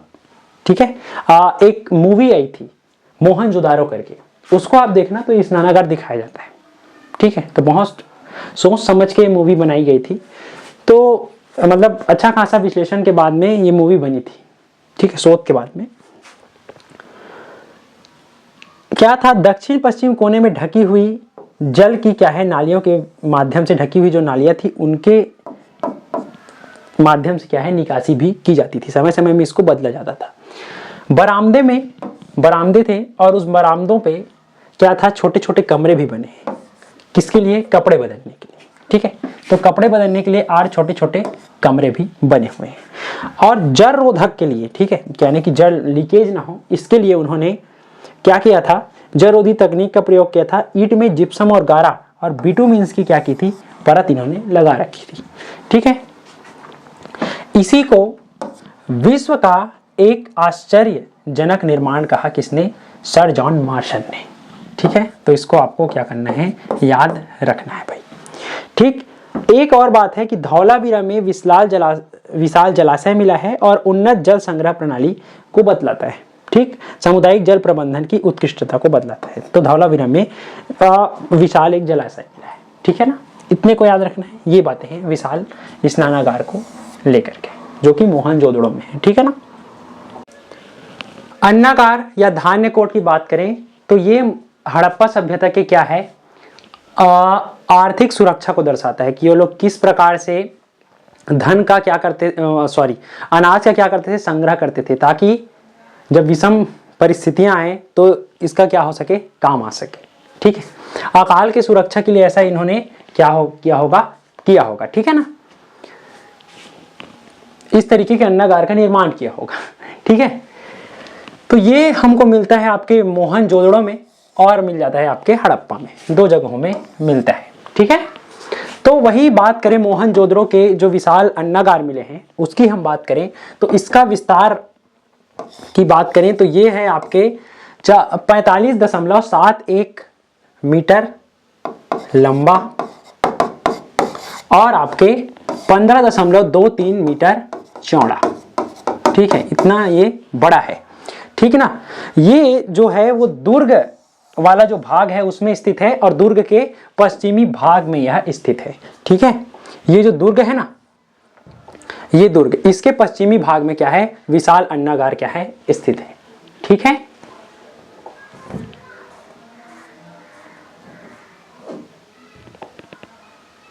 वहीं हड़प्पा के अन्नागार की बात करें, संकुल की बात करें तो ये 12 अन्नागार हैं। प्रत्येक इकाई पे क्या है, 6 है। ठीक है ना, 6 इस तरफ 6 इस तरफ है। ठीक, ज्यादा बन गया होगा, इसको नहीं बोल सकता। ठीक है, तो 6 हैं दोनों लाइन में। ठीक है, और ये है आपके 15.23 मीटर प्रत्येक है ना, प्रत्येक इकाई, ये प्रत्येक इकाई 15.23 मीटर क्या है, ये लंबा है, और आपके 6.09 मीटर चौड़ा है। ईंटों के चबूतरों पर इसका क्या है, निर्माण हुआ है, ये नदी के निकट है। ठीक है, इसके कुल क्षेत्रफल की बात करें तो 838 वर्ग सेंटीमीटर रहा है। ठीक, ये नदी के किनारे था, वैसे सब हड़प्पा रावी नदी के किनारे है, आपको पता है, तो रावी नदी के किनारे, और ये नदी परिवहन और व्यापार की सुविधा की दृष्टि से बनाया गया था। मतलब इस तरीके से अन्न का क्या किया जाता था, आवागमन किया जाता था, व्यापार किया जाता था, क्योंकि बाटर प्रणाली थी, वस्तु विनिमय प्रणाली थी, तो इस तरीके से क्या किया जाता होगा, काम किया जाता रहा होगा। ठीक है, वृत्ताकार चबूतरे में अन्नागारों के दक्षिण में पकी ईंटों के वर्गाकार चबूतरे मिले हैं। मैंने कहा कि ये वर्गाकार जो चबूतरे हैं उसी के ऊपर में उसमें ओखली के निशान हैं। ठीक है, और तथा गेहूं और जौ की भूसी के प्रमाण मिले हैं, जो अनाज की गहराई से संबंधित माने जाते हैं। ठीक है, और यही श्रमिक आवास मिले हैं, यहाँ पे बनाया नहीं है, पर यही चबूतरों के पास में क्या मिला है, श्रमिक आवास मिले हैं। ठीक है ना, क्या मिले हैं, श्रमिक आवास मिलते हैं। चबूतरों के पास में 2 कमरे वाले बैरकें मिली हैं, जिन्हें श्रमिकों के आवास से क्या किया जाता है, जोड़ा जाता है। कालीबंगा की बात करें तो ये इंपॉर्टेंट है, इसको आप याद रखेंगे। कालीबंगा दक्षिणी टीलों पर पकी ईंटों के विशाल चबूतरे मिले हैं, जिन्हें अनाज भंडारण या धार्मिक वेदियों से क्या है, संबंधित माना जाता है। ठीक है, अब बातें करते हैं उन्नत सिंधु घाटी सभ्यता की जो प्रणाली थी, जल निकासी प्रणाली, वो उन्नत प्रणाली थी। तो वो कैसी थी, इसको लेकर के बात करेंगे। तो इसमें क्या था, देखो, घरों में गंदा पानी के लिए छोटी नालियों से होकर के बाहर सोख्ता में जाता था। इस तरीके से जो बाहर सोख्ता थे उसमें छोटी नालियों से होकर के बाहर सोख्ता में जाता था, फिर ये मुख्य नालियों में चले जाते थे। ठीक, सड़क के मुख्य नालियों में प्रवाहित हो जाते थे, इनमें चले जाते थे। और ये जो मुख्य नालियां हैं वो पत्थरों से क्या होती थी, ढकी होती थी, पत्थरों या ईंटों की पट्टियों से ढकी रहती थी। ठीक है, और सफाई के लिए बीच बीच में इस तरीके की क्या थी, आपके मैल होल या निरीक्षण चौकियां थी, ताकि इनकी क्या की जा सके, सफाई की जा सके। ठीक है, हाँ, एक चीज और बात करनी है कि बनावली में व्यवस्थित सड़क नालियां थी। ठीक है ना, और साथ ही साथ चनहुदड़ों में पकी मिट्टी के गोल पाइपों का क्या किया गया है, प्रयोग किया गया है। ऐसी पाइपों का क्या किया गया है, प्रयोग किया गया है, पका करके। ठीक है, दोंद, तो दोंद थे कि टेराकोटा के थे, पकी हुई मिट्टी के थे। ठीक है ना, अब इतने का हमने बात कर लिया है, इस पे हमने बात कर ली, इस पे भी हमने बात कर ली। अब बात करते हैं आर्थिक गतिविधियों को लेकर के। ठीक, आर्थिक गतिविधियों को लेकर के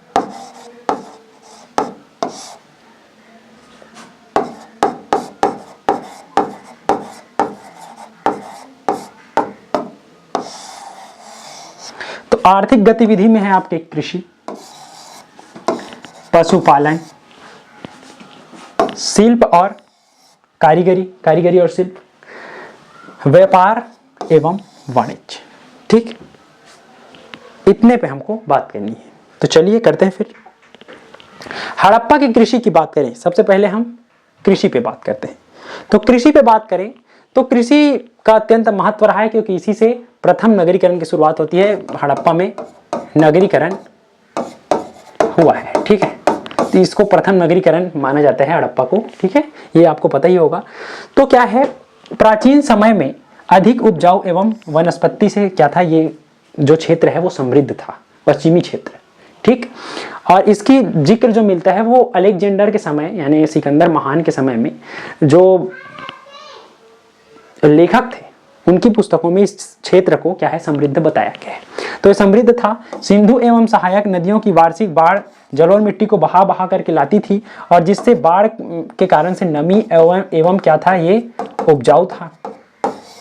ठीक है, समय के साथ वनों की कटाई, ईंधन एवं चराई में क्या आई, इसमें कमी आ गई। देखो, पकी हुई ईंट मिले हैं, तो इसका मतलब जाहिर सी बात है कि ईंटों को पकाने की लकड़ियां क्या थी, उपलब्ध थी, है ना, तभी तो ईंट को पका रहे हैं भाई। ठीक, और धीरे धीरे ऐसे ही वनों की कटाई के कारण से क्या हो गई, कमियां आ गई, वन वहां के नष्ट हो गए। ठीक, अब वर्तमान में ऐसे है। तो इसी तरीके से इनकी जो बाढ़ बाढ़ बाढ़ बहा करके लाते थे, ठीक, मैंने बताया, तो इसी में इनका क्या था, कृषि आधारित थी। नवंबर में रबी की फसल बोया जाता था, बाढ़ के बाद में। ठीक, जब बाढ़ आती थी उसके बाद में, ताकि भाई उपजाऊ मिट्टी लाए हैं, अब बोएंगे तो फसल अच्छा होगा। ठीक है, तो अप्रैल के आसपास में गेहूं और जौ की क्या कर ली जाती, कटाई कर ली जाती थी, बाढ़ आने से पहले काट लिया जाता था। ठीक है, और बाढ़ आधारित मौसमी कृषि थी। ठीक है, इसको मैंने बताया, तो इसको आपको याद रखना है। हल एवं जुताई के प्रमाण मिलते हैं, तो क्या थे इनके हथियारों की बात करें तो कालीबंगा में, राजस्थान में जुते हुए खेत के प्रमाण मिलते हैं। ठीक है, 2 दिशाओं में समकोण वाले जुते हुए खेत, और मिश्रित दोहरी फसल का क्या मिलता है, संकेत मिलता है। मिश्रित या दोहरी फसल, जैसे कि गेहूं के साथ जौ उगाना, 2 फसलों को उगाना, या मिश्रित फसल, इसकी क्या मिलती है, जानकारी मिलती है। बनाव वाली और चोलिस्तान से टेराकोटा के हल के क्या मिले हैं, मॉडल मिले हैं। साथ ही साथ लकड़ी के हल को क्या करते थे, बैल खींचते थे, इसकी हमको क्या मिलती है, जानकारी हमको मिल जाती है। ओके, यही सिंचाई की बात करें तो लोग सिंचाई कैसे करते होंगे, भाई कृषि कर रहे हैं तो सिंचाई तो आवश्यक है। तो इन सिंचाई में के बारे में क्या मिलता है, पंजाब सिंध में बाढ़ एवं प्राकृतिक जलधाराएं ही सिंचाई का काम करती थी, और आपके गरबंद द्वारा क्या है, वर्षा जल का संचयन करके भी सिंचाई किया जाता था। ये किया जाता था आपके बलूचिस्तान और अफगानिस्तान के क्षेत्र में। गरबंद क्या है, एक प्रकार की मिट्टी और पत्थर का क्या है, एक बाड़ है। ठीक है, इस तरीके से बनाया गया, इसमें वर्षा जल का क्या है, संचयन किया जाता है।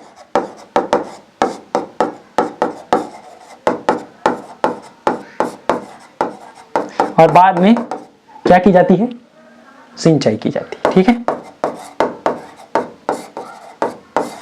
सिंचाई की जाती है। ठीक है, सोरतुघई से क्या मिले हैं, नहरों के प्रमाण मिलते हैं, नहर थी और नहर के द्वारा खेती की जाती थी। वही धौलावीरा में विकसित जलाशय मिला है, मैंने इसके बारे में क्या किया है, बात किया है। ठीक है, कटाई, ठीक, ये एक ही है। फसलें, अब फसलें कौन कौन सी थी, तो मुख्य फसल थी आपकी गेहूं और जौ। ठीक, और अन्य थे मटर, चना, राई, सरसों, तिल। क्षेत्रीय फसल थे धान, जिसके प्रमाण मिलते हैं लोथल और रंगपुर से, और बाजरा एवं रागी के प्रमाण मिलते हैं गुजरात में। ठीक, और विशेषता यह है कि कपास की खेती करने वाले विश्व के प्राचीनतम कृषक क्या थे, सिंधु घाटी सभ्यता के लोग ही थे। ठीक, इसे यूनानी शब्द में सिंडन कहा गया है। ओके, ठीक है, और कृषि जब हो जाती थी तो अधिशेष उत्पादन होता था, अतिरिक्त उत्पादन होता था, तो उनको क्या किया जाता था, आपके अनाज गृह में भंडारित किया जाता था, क्योंकि अन्नागार हमको मिलते हैं। ठीक, तो बड़े अन्न भंडारण केंद्र, हड़प्पा में 12 अन्नागार, ठीक, 2 पंक्तियों में 6-6 मैंने बताया। मोहनजोदड़ो में मिलते हैं, कालीबंगा में प्रमाण है ना, और शहरी आबादी एवं शिल्पकारों के लिए इनका क्या किया जाता था, उपयोग भी किया जाता था। मतलब वस्तु विनिमय जब प्रणाली थी तो उनको भी क्या किया जाता था, दिया जाता था। ठीक है, वस्तु के बदले जी। ठीक, हाँ, अब बातें करते हैं पशुपालन। तो पशुपालन को लेकर के अब बातें करते हैं, तो कृषि के साथ में पशुपालन भी किया जाता था, और जब भी कृषि होगी तो पशुपालन तो किया ही जाएगा, क्योंकि भाई बिना पशु के कृषि नहीं हो सकती। ठीक है, तो उसका पशुपालन भी किया जाता था। तो मुख्य बहुत सी चीजों को ये लोग पालते थे, खास करके क्या है, बैल को पाला जाता था। प्रमुख पालतू पशु की बात करें, बैल को, भैंस को, बकरी को, ठीक, भेड़ को और सुअर को। ठीक, वही विशेष रूप से पसंद था आपके कुबड़ वाले सांड, क्योंकि कुबड़ वाले सांड का क्या था, ये धार्मिक प्रतीक था। मोहरों में इसके क्या मिलती है, चिन्ह मिलते हैं, तो ये धार्मिक प्रतीक के रूप में था। ठीक, वही अन्य वन्य जीव से भी ये लोग प्रचलित थे, हाथी से प्रचलित थे और गेंडे से भी परिचित थे। ठीक है, और साथ ही साथ प्रारंभिक पशु प्रमाण कुत्ते के और बिल्लियों को पालने के भी प्रमाण मिल जाते हैं। वही बोझ ढोने के लिए क्या है, मुख्य रूप से गधे और ऊंट को पाला जाता था, आज भी पाला जाता है। ठीक, घोड़े के प्रमाण थोड़े से संदिग्ध हैं, और ऐसा दावा किया जाता है कि मोहनजोदड़ो से, लोथल से और आपके सुरकोटदा से क्या मिलते हैं, इसके साक्ष्य मिलते हैं, लेकिन क्या है, ये संदिग्ध है। ठीक, इसके साक्ष्यों का दावा किया जाता है। ओके, ठीक है, तो इसको आपको याद रखना है। गुजरात में क्या था, धान की खेती और हाथी का भी पालन किया जाता था, जबकि मेसोपोटामिया में इसके प्रमाण नहीं मिलते, मेसोपोटामिया की सभ्यता में।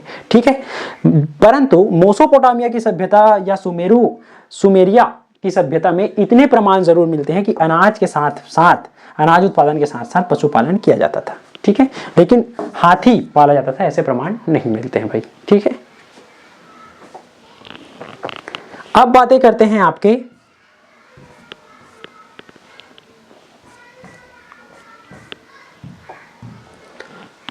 कारीगरी और शिल्प को लेकर के। ठीक, इसमें मैंने बातें कर ली हैं, कारीगरी और शिल्प को लेकर के अब चर्चा करते हैं। तो कारीगरी और शिल्प को लेकर के देखते हैं, तो ये चीजें एक इंपॉर्टेंट है। क्या हुआ कि जब अधिशेष उत्पादन हुआ, कृषिगत अधिशेष उत्पादन हुआ, मैंने बताया, तो व्यापार और वाणिज्य को बढ़ावा मिला था, मैंने वहां पे बताया था। ठीक है, जब मैंने बताया यहां पे, ये मैंने बताया था, है ना, शहरी आबादी शिल्पकारों के लिए उपयोग, है ना, अधिशेष उत्पादन का भंडारण करते थे, साथ साथ व्यापार भी करते थे। तो जब अधिशेष उत्पादन हुआ तो इसी अधिशेष उत्पादन से क्या मिला, व्यापार और वाणिज्य को क्या मिला, बढ़ावा मिला। ठीक है, और साथ ही साथ जो बर्तन बने या विविध प्रकार के शिल्प हुए, उन शिल्पों से क्या हुई, विभिन्न वस्तुओं का क्या हुआ, निर्माण हुआ। और विभिन्न वस्तुओं के निर्माण और खाद्यान्न की प्रचुरता से जब व्यापार वाणिज्य को बढ़ावा मिला, तो इससे क्या हुआ, इन दोनों ने, है ना, दोनों ने व्यापार और वाणिज्य को क्या किया, बढ़ावा दिया। ठीक है, तो इसमें आंतरिक और बाह्य विनिमय हुए, है ना, दोनों व्यापार आपको देखने को मिल जाता है। ठीक, तो इसी से परिणाम स्वरूप क्या हुआ, प्रथम नगरीकरण हुआ। ठीक है, तो इसे भारत का प्रथम नगरीकरण कहा जाता है। हड़प्पा संस्कृति का कांस्य युग से क्या है, संबंधित है। ठीक, इसको आप लोग जानते हैं। तो ये है प्रथम नगरीकरण और इस तरीके से हुआ। ठीक है ना, यार पानी भी नहीं है। कांस्य शिल्प प्रक्रिया की बात करें, कांस्य शिल्प की बात करें, अब हम शिल्प के बारे में बात करते हैं ना, तो ये प्रमुखता कांस्य शिल्प ज्यादा प्रचलित था, है ना, कांसा निर्माण का, तो इसलिए कांस्य शिल्प बोल रहा हूं। तो क्या है, कच्चा माल की जो प्राप्ति होती थी कांसे के लिए, तो ये लोग तांबा के लिए क्या थे, खेतड़ी के खदानों राजस्थान में निर्भर थे। जब मैंने ताम्रपाषाण कालीन संस्कृति पढ़ाया तो इसके बारे में मैंने बातें की थी। वही टीन के लिए ये लोग अफगानिस्तान पे क्या थे, निर्भर थे। और टीन और तांबा को मिलाकर के क्या बनाया जाता था, कांसा बनाया जाता था। सामान्यतः क्या किया जाता था, टीन और तांबा को मिलाकर के कांसा बनाया जाता था, लेकिन कभी कभी तांबा और आर्सेनिक को भी मिलाकर के बनाया जाता था। ठीक, कांसा। तो इनसे क्या होती थी, कांसा से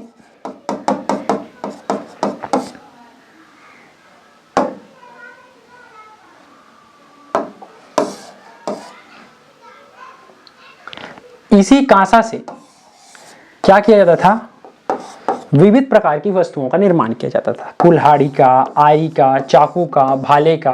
ठीक है, वैसे हथियार नहीं मिलते सिंधु घाटी सभ्यता में, इसको आपको याद रखना है। ठीक है, मतलब जान ले वहां हथियार, मतलब वो लोग हिंसक नहीं थे, शांति प्रिय लोग थे। ठीक है, हड़प्पा वासी पत्थर और कांस्य दोनों का क्या किया करते थे, प्रयोग किया करते थे। इनमें जो कांस्य कारीगर थे उनका एक विशेष महत्व था, एक महत्वपूर्ण स्थान था समाज में। ये लोग कुल्हाड़ी, आरी, चाकू, भाले ये सब बनाया करते थे।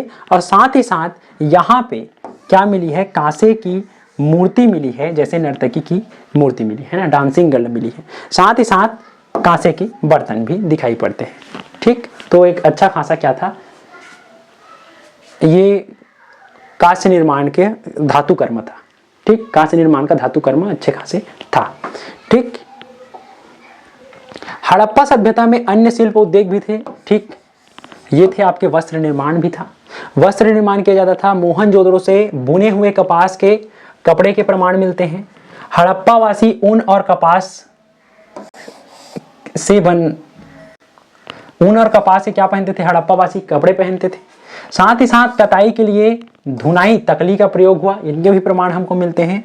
वही ईंट एवं भवन निर्माण की जानकारी मिलती है ना, इनके भी कारीगर रहे होंगे भाई, तभी तो कर रहे हैं भवन निर्माण। ठीक है, तो विशाल ईंट निर्मित संरचनाएं हमको देखने को मिलती है, ईंटों का व्यापक प्रयोग हुआ है। ईंट निर्मित शिल्प की उन्नति हम देख सकते हैं भाई, और राजमिस्त्री वर्ग का अस्तित्व रहा होगा, तभी तो निर्माण हो रहा है। ठीक, यहां पे अन्य प्रमुख शिल्प भी थे, नाव निर्माण था, तभी तो व्यापार हो रहा है। आपके मुहर निर्माण था, तभी मुहर बनी हुई है। टेराकोटा का निर्माण था, तभी इतनी सारी आकृतियां हमको टेराकोटा के वृषभ दिखाई पड़ते हैं, बहुत सी चीजें दिखाई पड़ती हैं, मूर्ति मृण मूर्तियां दिखाई पड़ती है। सोनार का काम था, आभूषण देखने को मिले हैं, तो सोनार का भी था, है ना, आभूषण निर्माण के काम था, है ना, अब विभिन्न प्रकार के हार मिले हैं, है ना, तो उनका था। और आपके मिट्टी के बर्तन बनाने के लिए कुम्हार तो था ही था, तो इन सब का था। और आभूषण निर्माण सोने चांदी और बहुमूल्य पत्थरों के आभूषण बने जाते थे। ये दूर दराज के क्षेत्रों में क्या थे, इनका व्यापार भी होता था। मृदभांड की बात करें, मिट्टी के बर्तनों की, तो हड़प्पावासी मटका और मिट्टी के बर्तन बनाने के क्या थे, विशेषज्ञ थे। हड़प्पा कुम्हार के पहिए का व्यापक प्रयोग देखने को मिलता है, और चमकदार तथा सुंदर मिट्टी के बर्तन दिखाई पड़ते हैं। ठीक है, क्योंकि उसमें चित्रकारी की गई है बर्तनों में। अब बात करते हैं व्यापार और वाणिज्य को लेकर के। ठीक,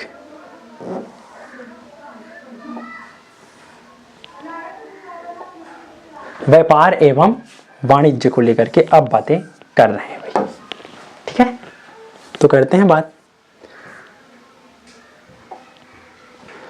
व्यापार एवं वाणिज्य की बात करें तो व्यापार और वाणिज्य का विशेष महत्व था, इसकी हमको जानकारी मिलती है, क्योंकि यहाँ पे भंडार गृह देखने को मिलते हैं जो व्यापार के संकेत देते हैं। साथ ही साथ नियमित वजन मापन की प्रणाली थी यहाँ पे, है ना, 16 के अनुपात में, इसको याद रखना है, 16 के अनुपात में थी। ठीक है, तो इससे भी जानकारी मिलता है भाई माप तोल हो रहा है, व्यापार होता होगा। साथ ही साथ मुहरें मिली हैं जो इस बात के प्रमाण देते हैं। ठीक, और ये बात तय है कि यहाँ पे धातु के सिक्के के प्रचलन नहीं हुआ करते थे। ठीक है, मुहरों का प्रचलन होता रहा होगा, या फिर क्या करते रहे होंगे, वस्तु विनिमय करते रहे होंगे। आगे और बात करूंगा। ठीक, व्यापार की वस्तुएं थी, मुख्य वस्तुएं आपके पत्थर है, धातु है, और खाल का व्यापार किया जाता था। ठीक, कच्चा माल क्या था, नगरों से उपलब्ध होता था, जैसे कि कौन कौन से, राजस्थान में तांबा उपलब्ध हो जाता था, आज भी खेतड़ी की माइंस है, खदान है, तो वहां से तांबा हमको मिलता है। और कर्नाटक से, केजीएफ से, है ना, केजीएफ मूवी बनी है, दो बन गई अब तो, है ना, तो केजीएफ खान से मिल जाता था। और आपके गुजरात में शंख और कीमती पत्थर मिल जाते थे गुजरात से। ठीक, तो इस तरीके के लोग व्यापार करते थे। और बाहरी क्षेत्रों से क्या होता था, भी प्राप्त होता था बहुत चीजें, जैसे कि अफगानिस्तान से आपको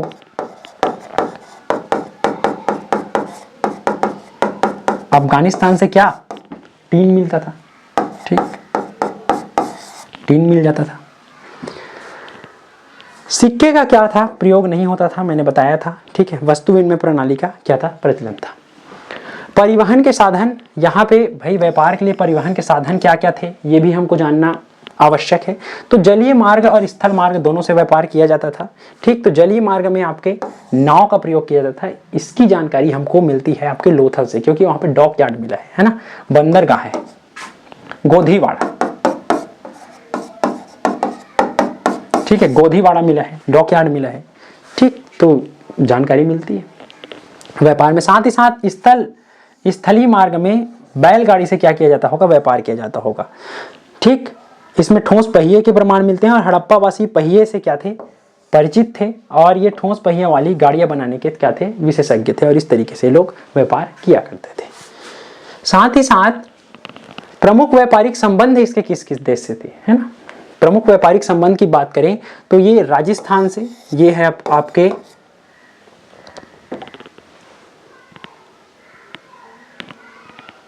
है ना, ये आपके हो गया आंतरिक व्यापार। ठीक, ये आंतरिक व्यापार देश के अंदर में। ठीक है, और ये है आपके बाहरी व्यापार।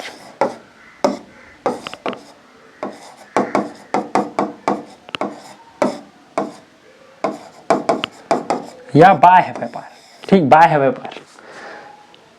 तो ये अफगानिस्तान से करते थे और ईरान से करते थे, साथ ही साथ मेसोपोटामिया के साथ भी इसके संबंध थे, साथ भी ये लोग व्यापार किया करते थे, ठीक, 3 जगहों से। उत्तरी अफगानिस्तान में क्या थी, व्यापार की कॉलोनी थी, जिससे मध्य एशिया में व्यापार के लिए सहायता मिलती थी, ठीक है। वहीं लॉपिस लजूली का क्या किया जाता था, व्यापार किया जाता था, ठीक है, इनके हारों का व्यापार किया जाता था। शासक वर्ग के लिए क्या था, ये प्रतिष्ठा का प्रतीक था, ठीक, क्योंकि ये रेयर था उस समय। वहीं इसके व्यापारिक संबंध की बात करें तो इसके मेसोपोटामिया के साथ में व्यापारिक संबंध थे। मेसोपोटामिया के अभिलेख में लगभग 2350 ईसा पूर्व मेलुहा के साथ में व्यापार का जिक्र मिलता है। मेलुहा सभ्यता यही है, मेलुहा को सिंधु घाटी सभ्यता का ही अंश माना जाता है, ठीक है, सिंधु घाटी सभ्यता ही है ये मेलुहा, ठीक। तो मेसोपोटामिया में हड़प्पाई मोहरें मिली हैं, तो इससे प्रमाण स्पष्ट हो जाता है कि भाई व्यापार होता था। वहीं मेलुहा और मेसोपोटामिया के बीच में क्या था, मध्यवर्ती व्यापारिक केंद्र थे, आपके थे दिलमुन और मकरन, ठीक। दिलमुन जो है सामान्यतः बहरीन फारस की खाड़ी में क्या था, स्थित था, ठीक। बस इतनी बातें। नेक्स्ट स्लाइड लगा देता हूं, स्लाइड खत्म हो गया।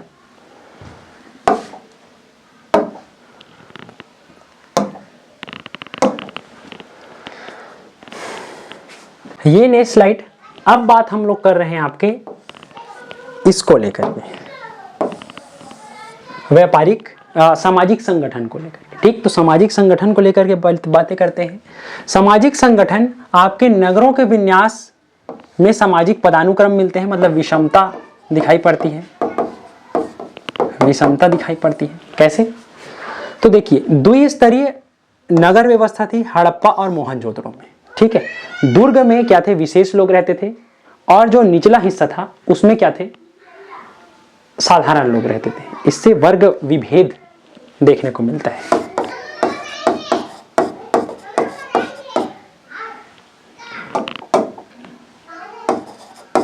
क्या देखने को मिलता है, आपके वर्ग विभेद देखने को मिलता है।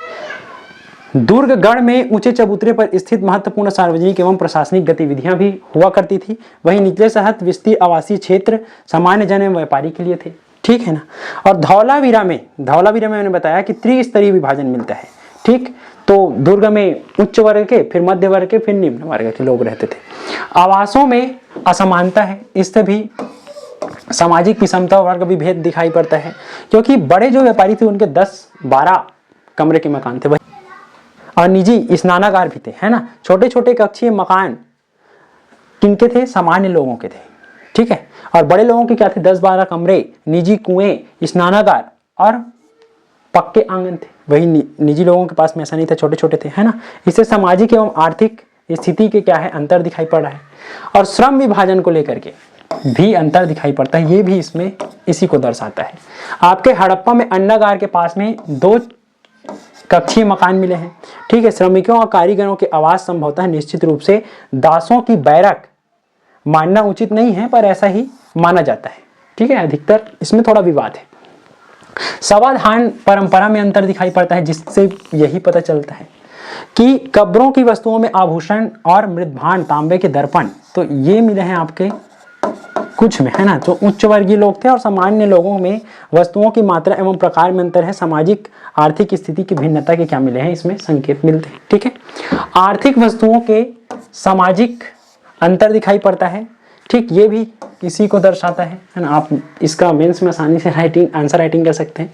तो कीमती वस्तुएं कॉर्नियन, लैपिस लाजुली धातु के आभूषण उच्च आर्थिक क्षमता को दर्शाते हैं। वही सामान्य लोग क्या करते थे, टेराकोटा के आभूषण पहनते थे, यानी पक्के हुए मिट्टी के इस तरीके के आभूषण बना करके पहनते थे। तो इससे स्पष्ट अंतर दिखाई पड़ता है। तो इतने को आप समझ सकते हैं सामाजिक संगठन के रूप में।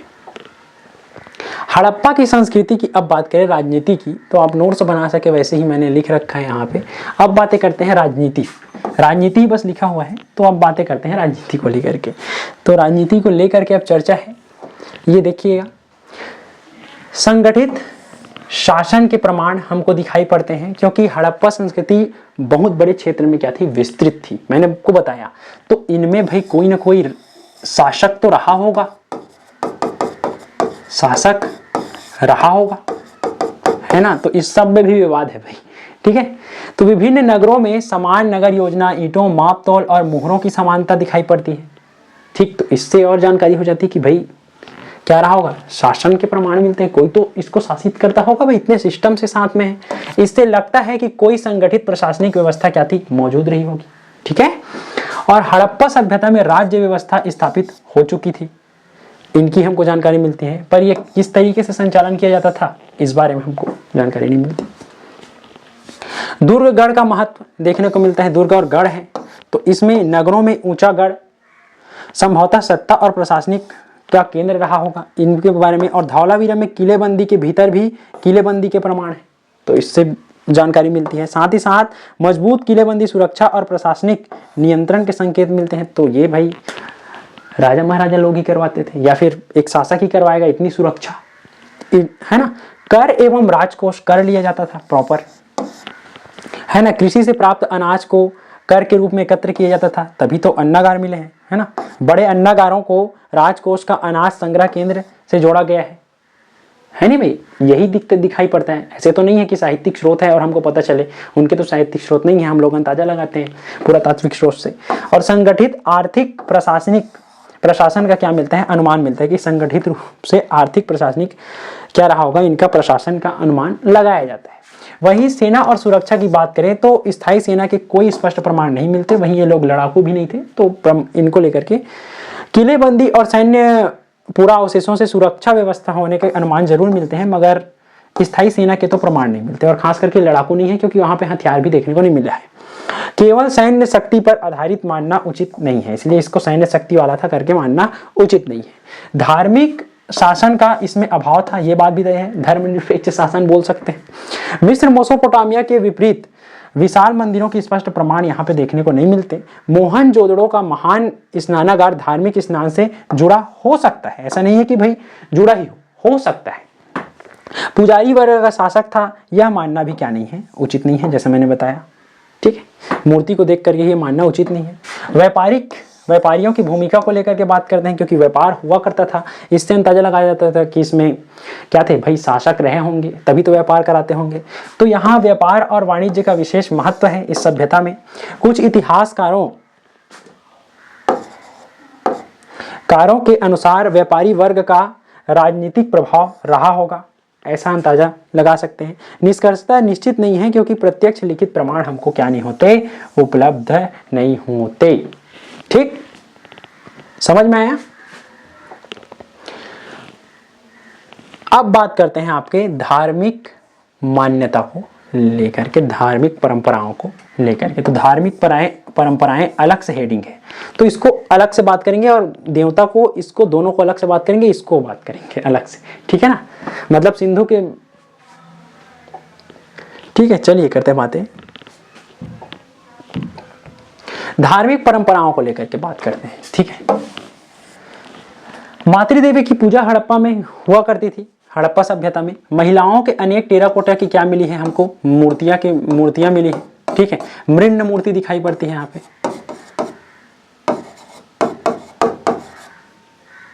मिट्टी की मूर्ति, है ना, मृण्मय मूर्ति। एक मूर्ति में महिला के गर्भ से क्या निकल रहा है, पौधा निकलते हुए दिखाया गया है, संभवतः उर्वरा की देवी इसको माना जाता था, इस पूजा होती रही होगी। हड़प्पा के लोग धरती को प्रजनन, जननी और वनस्पति की उत्पत्ति से जोड़ करके क्या करते थे, इसकी पूजा करते थे, इस बात की जानकारी मिलती है। हड़प्पा के समाज का स्वरूप इन आधार पर लगाया जाता है कि मातृ प्रधान कहना निश्चित नहीं है, क्योंकि उत्तराधिकार और शासन व्यवस्था के लेकर के स्पष्ट क्या नहीं मिलते, जानकारी हमको नहीं मिलती। लेकिन इन मूर्तियों को देख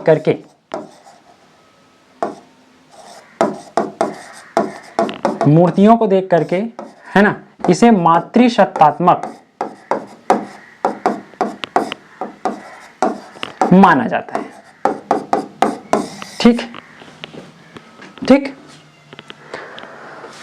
वही मिस्र की सभ्यता की बात करें तो आइरिस जैसी देवी की क्या है पूजा, महिलाओं के उत्तराधिकार का क्या था, उसमें विशेष महत्व था। ऐसा महत्व यहां देखने को नहीं मिलता।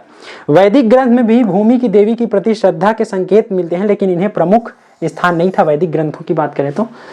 और वही बाद में इसी से कहा जाता है कि इस प्रकार के देवी पूजा से ही बाद में हिंदू धर्म में क्या है दुर्गा, अंबा, काली और चंडी जैसी मातृदेवियों की क्या हो गई भूमिका का विकास हुआ होगा धीरे धीरे, ऐसा अंदाजा लगाया जाता है।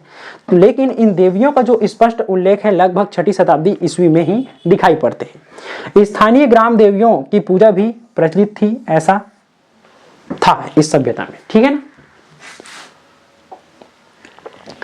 अब पुरुष देवता की बात करते हैं। ठीक, दिखा ही देता हूं मैं। सिंधु घाटी में पुरुष देवता, इसको लेकर के बात करते हैं। सिंधु घाटी में पुरुष देवता, ये सिंधु घाटी में पुरुष देवता। तो सिंधु घाटी में पुरुष देवता, यहां पे क्या मिले हैं हमको, देवता की मुद्रा में 3 सींग वाले सिर और योगी की मुद्रा में बैठे हुए दिखाई पड़ता है। ये देखिए, ये इस तरीके से, इसको क्या कहा जाता है, आद्य शिव या आदि योगी। पशुपति तो कहा ही जाता है ना। लेकिन इसको महादेव से जोड़ना या आधुनिक शिव से जोड़ना गलत होगा। ठीक है, इसको आद्य शिव बोल सकते हैं, आदि योगी बोल सकते हैं, पशुपति बोल सकते हैं। ठीक है ना। और इस तरीके के देवता का प्रमाण मिलता है। वही ये पशुपति महादेव से जोड़ा गया है, लेकिन महादेव से जोड़ना, आज के महादेव से जोड़ना सही नहीं है इसमें। ठीक है ना। और इसके चारों ओर में क्या है, इसके चारों ओर देख सकते हैं, इसके चारों ओर देखिए, इसके चारों ओर में क्या है, हाथी के, बाघ के, गेंडे के बने हुए हैं। चारों ओर हाथी है, शेर है, गेंडा है और नीचे भैंस, और पैरों के नीचे में हिरन, पैरों के नीचे में हिरन है। ठीक, तो ये पशुपति है। लेकिन पहचान संदिग्ध है, इसको महादेव से जोड़ा जाने के बाद बोल रहा हूं तो इसकी पहचान क्या है, संदिग्ध है। क्यों है कि बैल का इसमें अभाव है। भाई बैल होता तभी तो महादेव होता, नंदी होता तो, है ना। सींग वाले देवता अन्य सभ्यता में भी नहीं मिले, तो ऐसा नहीं माना जा सकता। और साथ ही साथ यहाँ पुरुष लिंग पूजा की भी हमको जानकारी मिलती है कि हड़प्पा के पुरुष लिंग से जुड़े क्या है प्रतीक मिले हैं। पूजा संभवतः इसको पूजा से जोड़ा गया है कि लिंग पूजा के यहाँ पे प्रमाण देखने को मिलते हैं। अन्य प्रतीक है ना, पत्थर से के बने फैलिक, यानी कि ये है आपके फैलिक पुरुष जननांग, जनिंद्रियां। ठीक है, पुरुष जनिंद्रियां एवं स्त्री जननांग के क्या मिलते हैं, हमको प्रतीक के रूप में पूजा देखने को मिल जाती है। ऋग्वेद में भी इसका उल्लेख देखने को मिलता है वैदिक सभ्यता में कि आर्योत्तर लोगों द्वारा पुरुष लिंग पूजा का क्या था, प्रधान था। ऐसे लोग पूजा किया करते रहे होंगे। इसका महत्व है कि हड़प्पा काल में प्रजनन या उर्वरकता से संबंधित धार्मिक प्रतीकों के परंपरा के रूप में पूजा जाता था, जिसे बाद में शिव परंपरा से क्या कर दिया गया, जोड़ दिया गया या धीरे धीरे विकसित हो गई होगी। ओके, हड़प्पा की अब लिपि की बात करें, हड़प्पाई लिपि। अब बातें कर रहे हैं आपके वृक्ष और पशु पूजा को लेकर के, इसमें ये नहीं हुआ है। ठीक है, इसके बारे में सबसे पहले बातें करते हैं वृक्ष और पशु पूजा को लेकर के। हुआ नहीं है, मैं हो गया था सोच रहा था। वृक्ष और पशु पूजा को लेकर के, तो वृक्ष पूजा किया जाता था। सिंधु सभ्यता के लोग वृक्षों की क्या करते थे, पूजा करते थे। इसका प्रमाण मिलता है पीपल का विशेष क्या था, धार्मिक महत्व था और आज भी है। ठीक, एक मुहर पर पीपल की शाखाओं के बीच देवता का क्या बना है, चित्र भी बना है। तो वृक्ष पूजा क्या था, प्रचलन में था। साथ ही साथ पशु पूजा के प्रचलन तो मिलते हैं कि हड़प्पा काल में पशु पूजा के प्रमाण मिलते हैं। पशुओं के चित्र मुहरों पर अंकित किए गए हैं, है ना।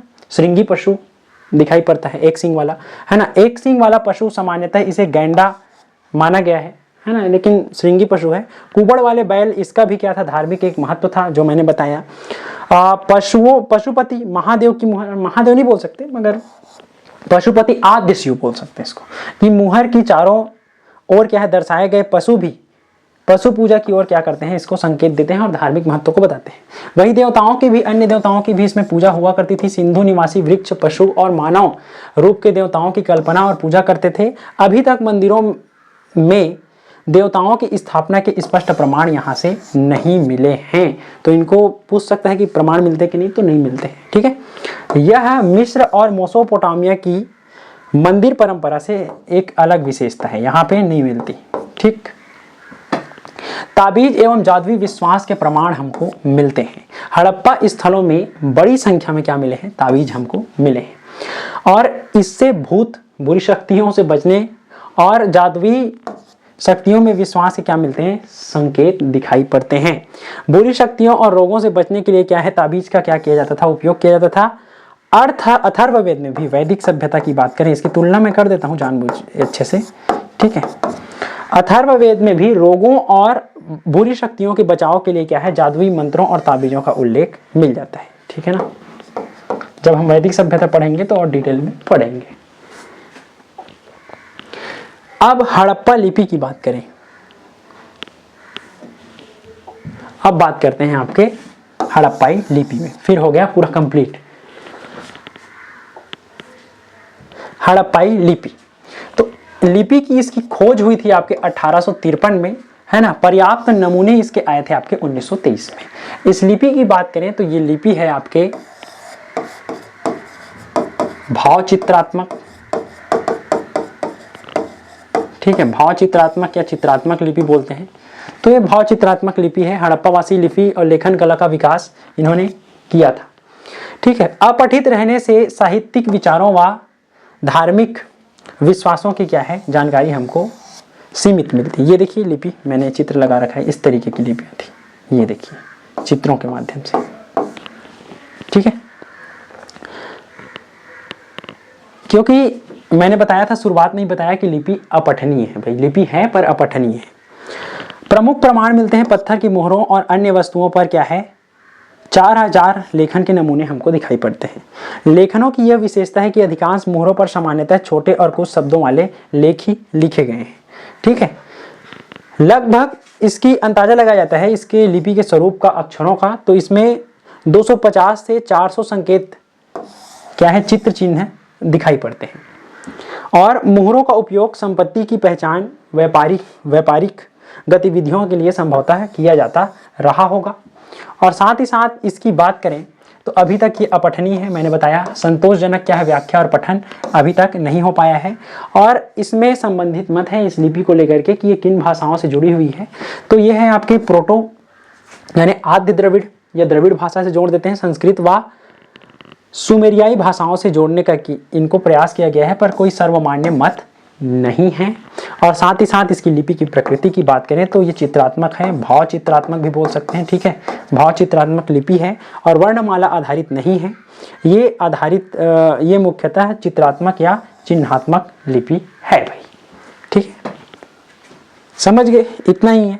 तो आज के लिए बस इतना ही, मिलेंगे आप लोगों कल। ये मेरा कॉन्टेक्ट नंबर है, आप यहाँ पे कर सकते हैं, मुझे मैसेज कर सकते हैं, ये स्लाइड मैं दे दूंगा।